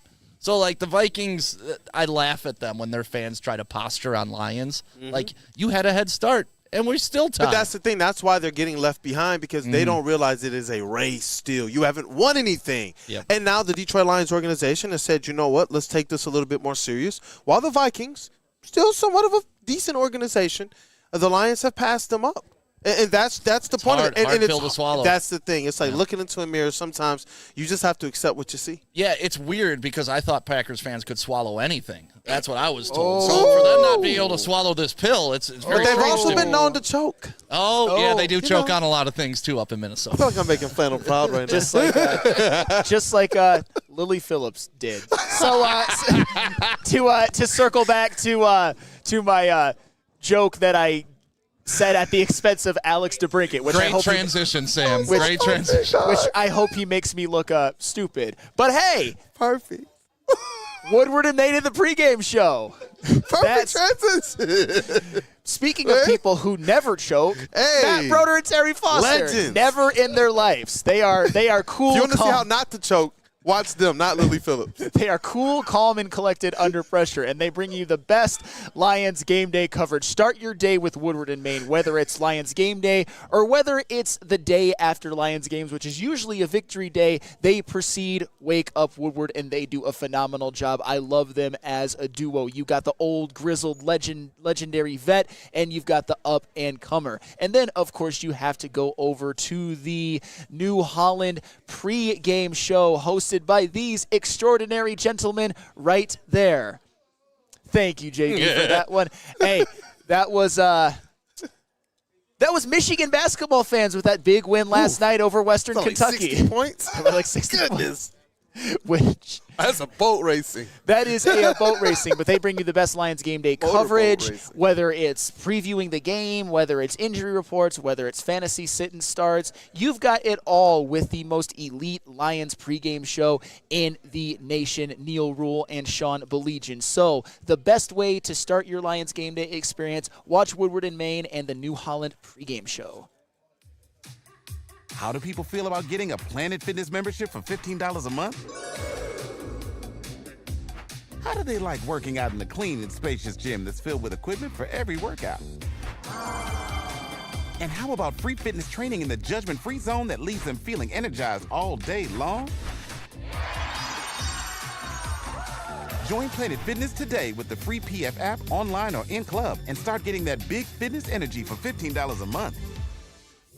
Big injuries, big news. Twice a week, Dr. Jeff Pierce from Michigan Sports and Spine joins Woodward Sports Network for the Injury Insider Report. Big D Energy Tuesdays at noon, and Ermanni and Edwards with Maz Thursdays at 3:30. Get expert analysis and in-depth breakdowns on the latest sports injuries from the man trusted by top athletes in the community, like D-Mac. Whether it's the Lions, Pistons, Tigers, or Red Wings, Dr. Pierce talks us through it all. Don't miss the Injury Insider Report with Dr. Jeff Pierce, your go-to source for understanding the impact of injuries on the games and players we love. Only on Woodward Sports Network. Scan the QR code on the screen or go to MichiganSportsandSpine.com to see if Dr. Jeff Pierce can help you. Feldman Chevrolet, Michigan's #1 Chevy dealer, is kicking off the game with the best prices on all cars, trucks, and SUVs, like this 2024 Silverado for just $296 a month, or this 2025 Equinox for as low as $371 a month. Our locations in Novi, Highland, New Hudson, Livonia, and Lansing means we have the perfect Chevy right in your backyard. Get the home team advantage every day at Feldman Chevrolet, Michigan's #1 Chevy dealer. The draft experience was shitty. My high school dating experience was shitty. I can tell you all 16 receivers and where they went to college. I can tell you every girl that put me in the friend zone, every girl that shot me down, what grade it was, and what she said to me. Sarah Williams, freshman year at a house party, says, quote, I want to be single. Got a boyfriend the next day. Beth Samuel, junior year, I got benched during a football game. Afterwards, she came up to me and said, I want to date a starter. Kelsey McFarland, 10th grade, I took her to dinner, paid for dinner, and she told me I was the best guy friend I've ever had. Rachel Fletcher, took her to a party with my friend. She said, I like you, but I like your friend better. That was in 12th grade. Emily Westfall, senior year, I asked her to go to prom with me. She said, quote, sorry, I already have a date. She didn't even go to prom. Tanya Allen, Heather Talbert, Lindsey Turner, Leslie Frazier. It's okay, though, because now, here I am, working at Woodward Sports. They all got fat after high school, and the only thing I want back are my hoodies. Attention sports fans, I got to talk to you guys about Dr. Jeff Pierce of Michigan Sports and Spine, the medical director there. He joins Woodward Sports every Tuesday on Big D Energy, every Thursday on Ermanni and Edwards, where he's bringing top-notch injury advice and breaking down, especially this season, all of the different injuries that the Detroit Lions have gone through. The latest that hit social media was his breakdown on an update on Khalif Raymond, who was dealing with a hamstring injury. I know Stick got the opportunity to interview the doc that day, and he broke it down admirably for the people. And I know that there's probably a breakdown on the return of Alex Anzalone on the way. Another update there to be update number 3 for Alex Anzalone. So you guys want to stay tapped in and trust the guy that DMAC trusted, because Dr. Jeff Pierce is here to keep you in the game of performing at your best. Visit MichiganSportsandSpine.com for more information. Welcome back to Wake Up Woodward. Thank you guys for kicking off the day with the WUW Crew. It's a Detroit Lions game day. You guys better stay tapped in all day. Big D Energy. You got Ermanni and Edwards, Woodward Heavyweights. They are holding down the pregame show at Second Best Bar from 5 to 7. And then Hayes Social tonight for the watch party in the postgame. This is, you know what? It's a full day of broadcast coverage on the network. And I couldn't be happier. I know Stick is over there proud as well. I see you, brother. I'll be proud at 2 a.m. when I can finally shut it down and go home. No, these days are exciting for the whole network. When we started it 4 years ago, I mean, couldn't even think of. I mean, we're broadcasting live from 7 a.m. today till 2 a.m., so that's 19 hours of 4 different locations: studio, Feldman, downtown at Second Best, and then, of course, all over Social. the place. So 4 live broadcasts, nonstop. And then on top of that, like 12 people are on vacation. So, Ermanni and Edwards and Maz, they're just gone for 2 weeks. They're like, I'm out. Neil did me a solid. He's on the road, but he's going to be V-mixing in to do a show with Terry this afternoon because I was scrambling to fill talent there. Like, this day has been a nightmare. And then Spenny didn't show up to TD the morning show. So it started out great. We're going to end even better. No, but listen, this isn't a job. I'm sitting in a chair talking about the Lions, making fun of Matt LaFleur and the Vikings. Giving this platform to our chat family. They're going to be winning some merch today. Yeah. Listen, you guys are going to have two opportunities. LaFleur. 2 opportunities. Got the text over to Stick, and it turned from 1 Green Bay Sox hoodie into 2. So the Merch Monday giveaway today, you guys want to make sure you're staying tapped in with socials, because that's going to go live at any point in time now, as well as, and I see Travis is already working on the LaFleur graphic. LaFleur! Hey, get your impersonation of the crybaby LaFleur, either picture or video. The best one is going to go home with a Green Bay Sox hoodie. So we have 2 of those that you guys are going to be able to win. FTP. And just some housekeeping here in the chat. The Real K77 $1.99 super chat. Prepare to be upset, Vikings fans. Randall Smalls, $10 super chat. I have a bad feeling the 12th man, the refs, taking over tonight, maybe next week too. A lot of money on Lions to win Super Bowl. Vegas may rear its ugly head. You know what? Vegas can do that. And you know what? It ain't nobody who travels better than the Lions. If you want to make sure that your town is taking over all the way through the playoffs and the Super Bowl, especially New Orleans, it's Detroit. It's Detroit. We've already proven that. So if they want to make the best business decision, in my opinion, don't screw over the Lions. Don't do that. But this chat here, a third of the people in this chat believe that this should be a bye week for the Lions. That's honestly higher than I thought it would be. When I saw the discourse online, I was like, man, and I get it. I get the implications. I really do. But, hey, you know what? JB Smooth, before we get into this next segment, let's figure out who the 49er fans are, too. Let's get a like poll up. Let's make sure the people smash the like the like Where's button. Lindsey Hunter at? Let's do that, and let's figure out, hit the like if you're a Lions fan.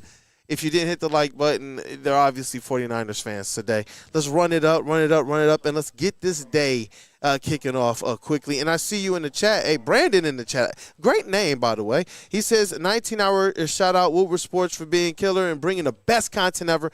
Love pulling up on the show during the games. Hey, and I really wanted you guys to be able to come out and enjoy Hayes Social as well. Go there, enjoy the environment, enjoy the Woodward Sports personalities. Hey, you know what, though? Even sneak you a Soroki's chicken tender or 2. So, hey, you know what? It's all good. And Come Hayes, put our wangs in your mouth. The food is amazing. Yep. The food is amazing. So, let's get into this, though, because we got to talk about one Jared Goff. What? Jared Goff. Jared Goff. Jared Goff. Because the NFL MVP race heating up, and you know what? There's a lot of other players in contention. People are making their case, and it seems sometimes like Jared Goff is the easy player to leave in the rear view. But week after week, he continues to state his case, and people have to say, "Man, you know what? Even after the 5-interception game, they tried to bury him. They tried to leave him for dead, Flannel." And we sat here on that next show. We said, "You know what? He did hurt his chances, but he's not out of the conversation." Look at everything he's done all season. You look at just one bad game, and you talk about everything he's overcome as it relates to this offense has to be perfect. He has to be the man because the defense, we know, they're not going to be in a position to continue to take the repeated early in the season when they had Hutch. They were able to go out there if the offense wasn't getting it together, a short field, long field, and get it done. They're not in that position anymore, and Jared Goff has been a big part of the reason why the defense hasn't had to be tested like that. So it's like I look forward to making not just another Super Bowl MVP-type statement tonight, but also next week. But obviously, we got to talk about tonight. Yeah, you know what's funny? If Jared Goff had this exact same season this year, last year with the Lions having the same record, he probably would have won MVP because last year's MVP race was terrible. You know how I know? Do you know who was second in the MVP race last year? Dak Prescott.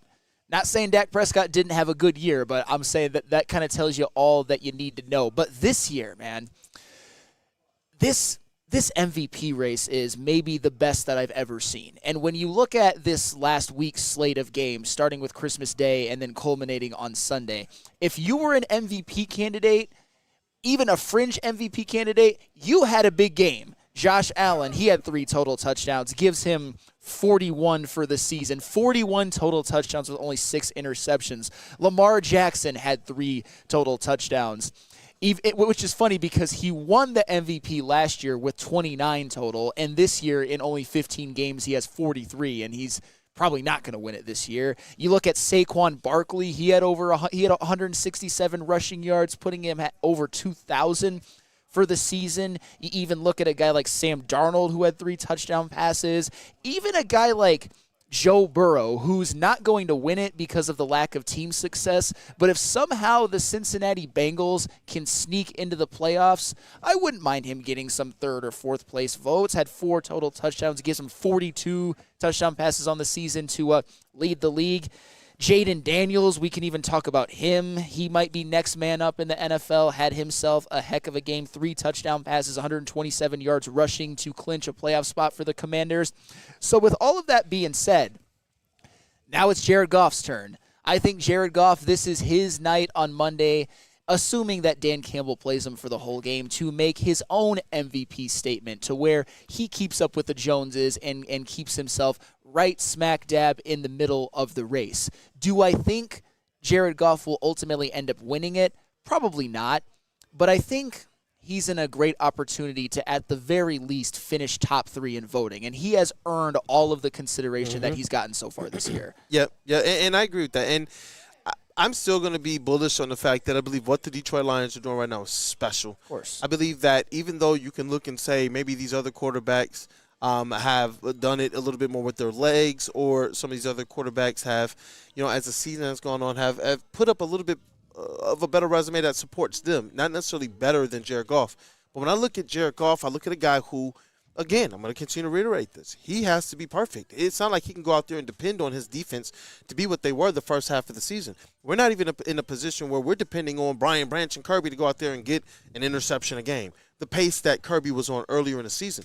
And so now it is a situation where we know the reason why some people did doubt the Lions somewhat over the last 4 or 5, 6, 7 weeks is because of the injuries to the defensive side of the ball, and the reason why they've continued to have an opportunity and have continued to overcome that adversity is because of the offense going out there and saying, hey, guess what? We can average 30-something points per game. And that, to me, it has a lot to do with the IQ, the mentality, the ability to know you can put the ball in Jared Goff's arm and know you can get a 10-minute drive. Let's see what happens in this first quarter tonight. Let's see what happens in the first quarter, in the fourth quarter against the Vikings. The way that they won these games is parts of those recipes by going and saying, you know what, Vikings, you're not getting the ball back for 2/3 of this quarter. Think about when they went up 10-0 quickly, and then the Lions just went vice grip. Vikings got nothing for a long time. And that was all still with somewhat of a injured defense to a degree, not as banged up as today. But I expect this defense, I expect this team to still, though, go out there from a standpoint of being able to, ice the game. I expect them to control that time of possession. 100. Yeah, I don't think that's even a question, at least when it comes to tonight. I would say this is the flannel Sam pathway for Jared Goff winning the MVP, because it's going to be tough, obviously, with Josh Allen having another good game, Lamar Jackson, all of the guys that I just mentioned. There's countless, there's many of them, some that I didn't even mention that are more fringe candidates.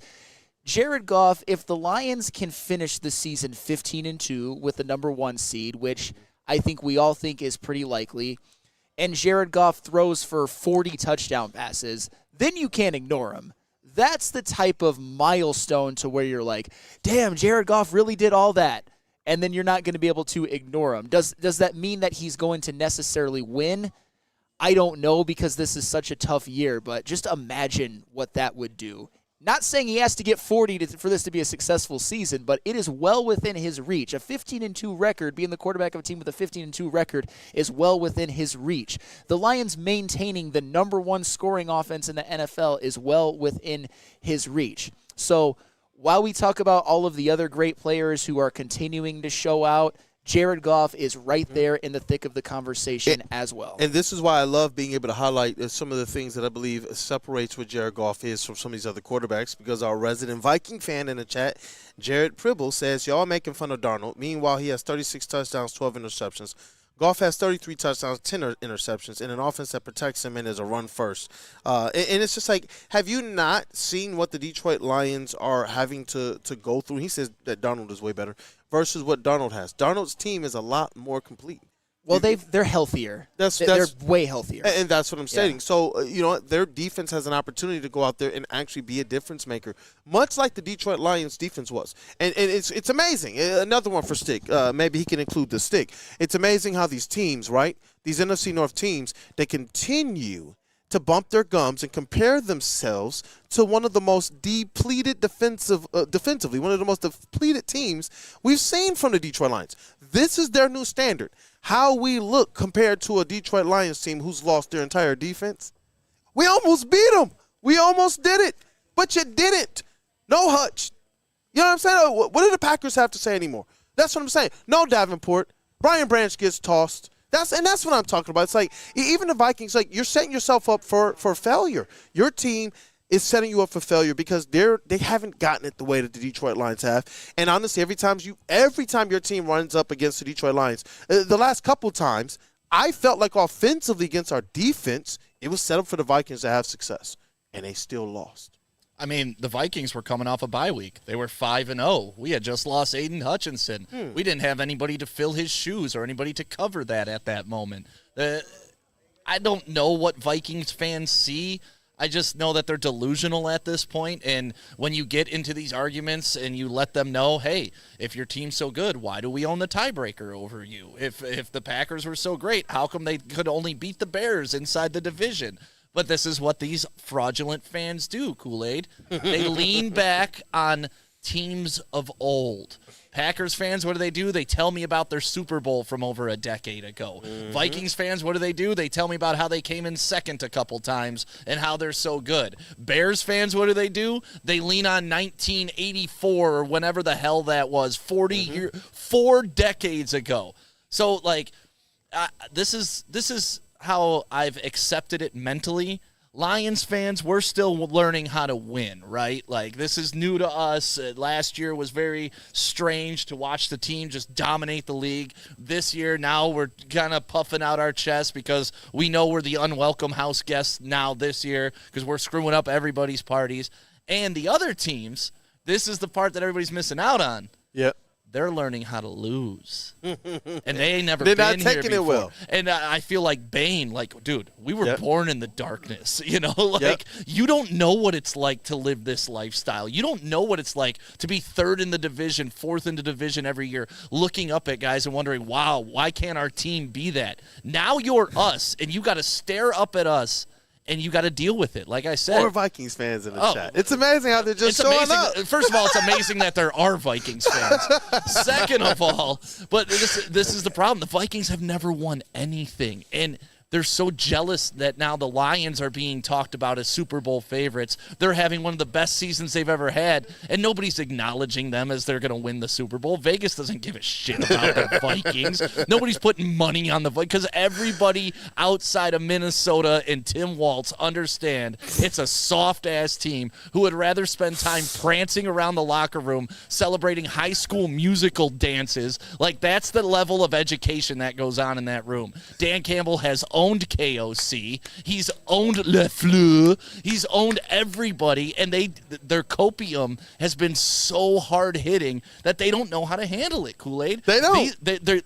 They're getting used to being losers, but they don't know they've always been losers. Now it's just like in their face, and you're losers.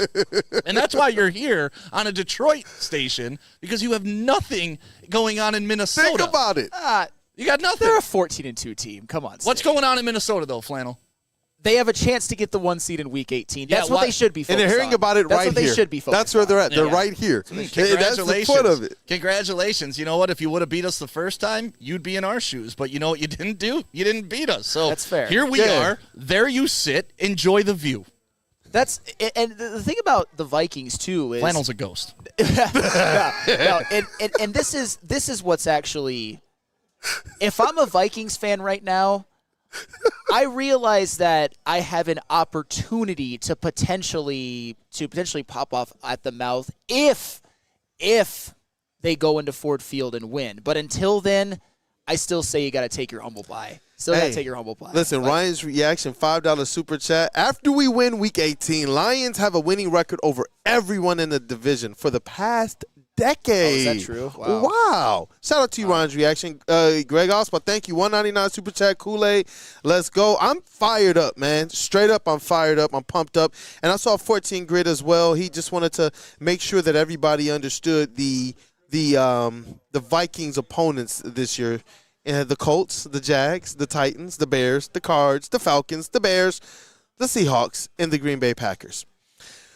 Way to go. Because, again, when we talk about these narratives, I correct me if I'm wrong, but the Lions played a first-place schedule this year, right? Yeah, Vikings. Oh, okay. I think Vikings had, like, the third easiest schedule in the NFL. Oh, man. Oh, those big wins over the Jets. Oh, the big wins over the Jets. Guys, let me add a little bit of levity to this situation. There's no levity. Vikings suck. The Lions also played the Colts. Back center. The Lions also played the Jags. The Lions also played the Titans. The Lions also played the Bears twice. The Lions also played the Cardinals. The Lions also played the Seahawks. And the Lions also played the Packers. But the Lions also played the Bills. They didn't have to do that. That's where a did good one point. of our losses come from, Sam? The Bills. Playing an actual football team? That's fair. That's fair. I just think levity true. all you want. Now, look now the difference in the division look is at that them game. playing the Jets. Oh, yeah, a team that got blown out 40-0 yesterday. Let's hang that banner because you're second place Vikings fans. That's fair. And that would have actually it just all clicked to me. That's why the Vikings are so happy right now. They're in second place. And this is what they view as a victory. So when they came in second in the Super Bowl, they're claiming that they're winners. Now they're second in the division and they're claiming that they're winners.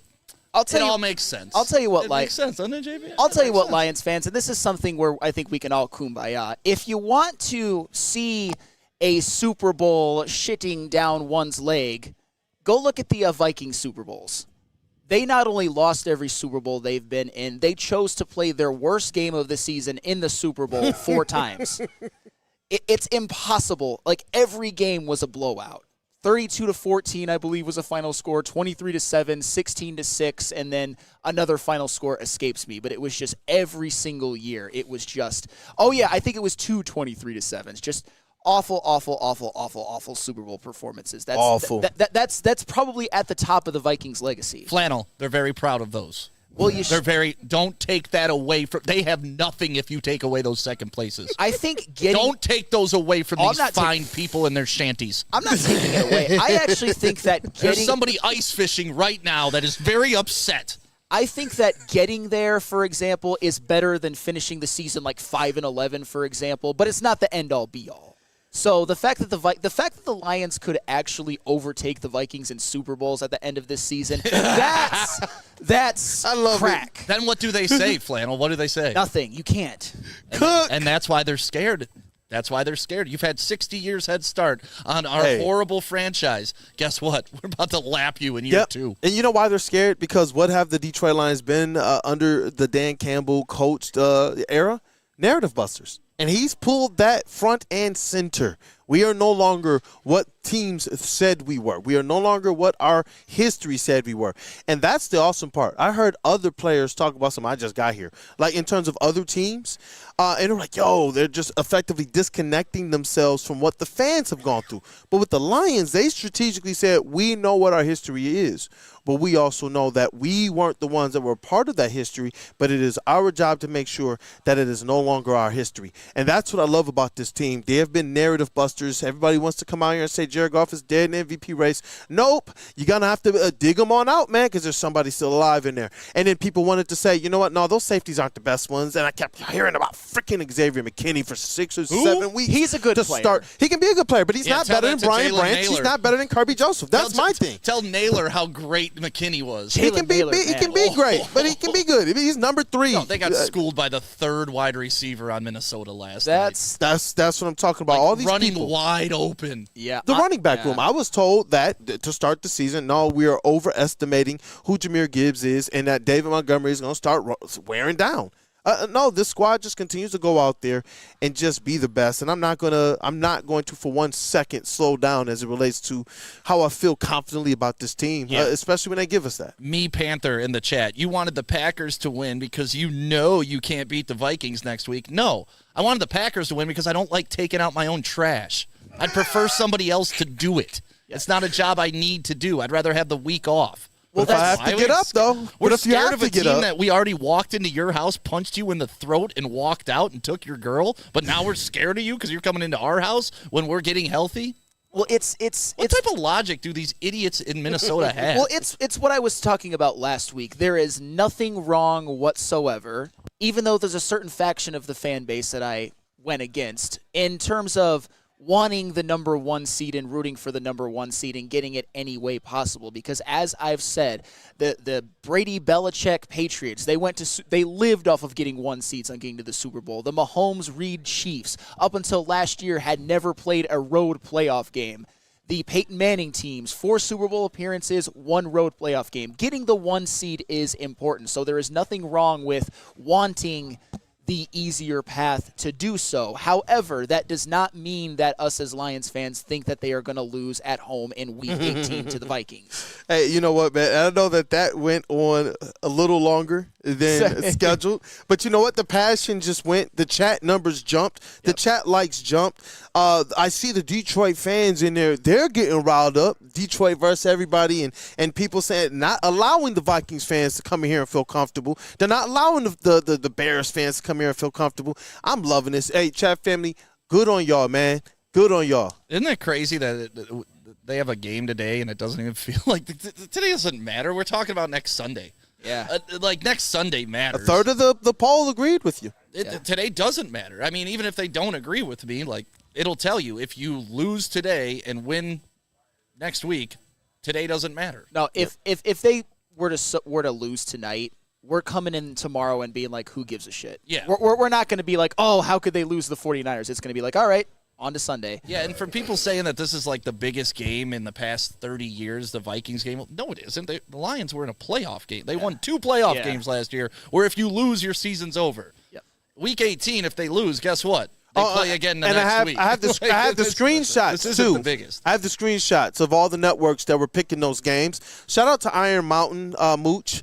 He was the only one on his panel to pick the Lions, and then there was another panel where it was like only one person. Both weeks, man. Both weeks, people picked against the Detroit Lions in home playoff games. That's what I'm saying. And you know what? It's never going to stop. So I'm not crying out for people to look at us differently. I'm warning you to not get popped in the nose and then be crying like, oh, they popped us in the nose. Did y'all see that? Because that's what we've heard. We've heard the Bears do it. We've heard the Vikings do it. We heard the Rams do it. We've heard these teams then do it again. Like, this is what I'm saying. It's like we heard the Packers. At least Xavier McKinney said, you know what? I ain't talking no more. At least he was like he was dejected. Like, I'm done. Like, nope. And that's the thing. If you would have took the warnings ahead of time, you're not sitting here dejected after the game. Shout out to I think it was Jeff Rieger, who was he's one of the goods in the media room at being able to get those types of questions off. He was like, "So how do you feel now? You talked all that before the game. Do you think you gave him some bulletin board material?" He was like, "Yeah, I'm not going to really do that anymore." It was just like, good question, Rieger. Good thing they learned their lesson after taking 2 L's to the Lions. And since we blew past everything, how about we do this now? We go through our score predictions for tonight's Lions-49ers game. Let's do that. I'm just, you know what, a little bit of Detroit kind of through and through love. I'm looking at this 31-13 Detroit Lions over the San Francisco 49ers. JB, how do you see this one playing out tonight? Are you going to be respectful to the 49ers and pick the Lions 49-10? Feldman Mailbag. Score prediction. I mean, like I said, I don't want to be too disrespectful of the 49ers. They are hurting right now, so I'm pretty sure all of them have their plane ticket ready to go on vacation right now as it is. So. Do like 37-10. That's not gentle. Look, they already have their vacations planned and set right now. Bags are already packed. They're ready to go. Like, the car's all gassed up. It's just, come on. They just want to go out there, wave to the fans, and then just like, all right, let's leave. Let's get out of here. Shout out to 49ers fans who apparently they have a life. They're not in the chats like these Vikings fans. But what about you, Stick? I mean, it's 7 a.m. out there, too, so that's probably. Shout out to my brother out there on the West Coast. He's out there. I mean, they got a lot to clean up in San Francisco. I think they're out there cleaning up their streets or whatever. Or not cleaning up the streets. Or not cleaning up the streets, as the case may be, and has been for the past 10 years. What's going on? Final score prediction. Final score prediction. Yeah. I don't know. I mean, the temperature of this game has changed so much over the past, 48 to 72 hours. And I said it earlier last week. I was disappointed that the 49ers aren't the team that they were last year because I wanted Goliath to fight Goliath. Now it's like the Lions are going in there as Goliath. They're fighting David. They got really nothing to win. If they win, cool, you were supposed to. If they lose, everybody's in panic mode. 49ers fans are in the chat. Oh, good. They're like, hey, some of them are like, bro, we're rooting for y'all. They should. I mean, we got no beef against the 49ers, and this is why. They beat our ass last year, so that's why that's why they're not threatened by us. This is why Vikings fans are in here. We beat the shit out of them, and now they're scared, so they got to come talk their stuff. But I don't know. I don't see this being – I don't know how this is going to play out because I don't know psychologically how the team's going to approach this game. I know what Dan Campbell's going to say, but I don't know. Like, you're a player. You think different, even though the coach is sending this message. They know that the only loss that you actually can take in this game is an injury. So if you get out of this game healthy, no matter the score, that's all that matters tonight. That's it. Go into Week 18 healthy. Y'all see the Niners fan in there, man? Yeah. He's like, bro, we got no chance. Niners all darn day. I see you in the chat. He said we got no chance. And he says golf is going to be unstoppable, Stick. That's fair. Shout out to the Niners fan, man. Hey, shout out to you being here, man, and not causing no trouble. Shout out. Yeah. Welcome. I'm intrigued by this. I've got Lions 34, 49ers 27. I think it's closer than a lot of people think because, as I've said before, I think the 49ers, I think George Kittle has a huge day, but that it doesn't matter because they ultimately end up losing. But I still have some questions on the Lions' defense moving forward. It's going to be the onus is going to be on the offense to really take it up. Maybe not another gear, but continue to play like the best offense in the NFL from now up until however long they should go into the playoffs. So give me 34-27 Lions, with the Lions maybe having a little bit of an eye on the Week 18 game against the Vikings, but still winning. And I'm looking in the chat here, and I'm seeing some of these final score predictions coming in. This will be our Feldman final score predictions from the chat since, we're up against it right now. But I'm seeing Tabitha Gable, 42-17 Lions. J-Mac, 13-32. Me Panther, Lions beat the 49ers easy.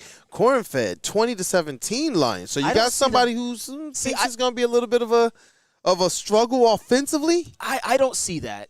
Like 20 is a little bit low unless they rest offensive starters in the second half, but you see shots. Oh boy, is it like 97-3? No, not 100 this time. 97-3. Denzel Vance 52-3. Lions dominate. Yep. Low Mills 37-17. Lions. KMG King 34-17. Lions. Randall Smalls 35-21. Greg Allspaw 38-19. It's a lot of blowouts, but ADIZ says 30-20 Lions, and ADIZ is generally one of those more measured in the chat. Yeah. I think 30-20 is a good one. Dante, 151, 999 Super Chat. Lions, 45, 49ers, 17. Goff, 4 touchdown passes and 400 passing yards. That would make the MVP conversation very interesting. How many to J-Mo, though, Dante? That's what matters, because I saw someone in the chat. 110, right? 110 yards? Yeah. How many is he getting tonight? Because someone told me, I think it was Brian Ruth, who said, I should be filming you as you get your J-Mo jersey. That's definitely happening. There's no way content isn't coming away from this. Do y'all know my position? We got to do more. We got to do more than just get him a jersey, though. We got to take him to the Coney J-Mo was at 2 in the morning. Like, he's got to live a day in the life of J-Mo. What? He went to the Cast game, so we got to go visit the football field. We can do that. Let's do this. Yeah. What was the Coney place? The Zerbos or whatever? Something. Whatever. Well, I'll find out. It was one on, I believe, 6 Mile. 7 Mile, I thought. 7 Mile? Yeah. Okay. Well, Dante 151. Also, J-Mo will hit 1,000 yards. Get ready, Flannel Sam. That's the only thing that matters in this game tonight. Let's be honest. That's it. The props. So it's not a bye week for J-Mo. It should be a bye week, man. Think about it. Well, I'll talk about it. I'm filling in for E&E today, so I'm not going to get too deep in it. Save it. Me and Anson, let's go. Golly. So you're all over the place today. Stick is all over the place today, man. Sticking Anson in the by day and sticking Anson in the post-game shows. Those are pretty electric. Jay Hart with another super chat here, $4.99. When people ask you what happened this week, tell them the North remembers. Tell them winter came for House Vikings. Hey. Jay Hart in Game of Thrones. I like that you gave Game of Thrones their credit as well, but I'm pumped up, man. I'm looking at the numbers here. Chat family was on one. They held their own in the chat today as well. They didn't let anybody come in here and push them around. That's what I like to see. They just, handled their business, which is my phrase for this year's Detroit Lions, man. Not just overcomers, but they are handling their business, man. And they're going to do that again tonight against the 49ers. We got a clean sweep of victories. Some believe it's going to be closer than the others. Some believe it's going to be a blowout. But nonetheless, I do believe that this is going to be a step in the right direction for Jared Goff in that MVP conversation. Dan Campbell, Coach of the Year, and Detroit Lions, #1 seed.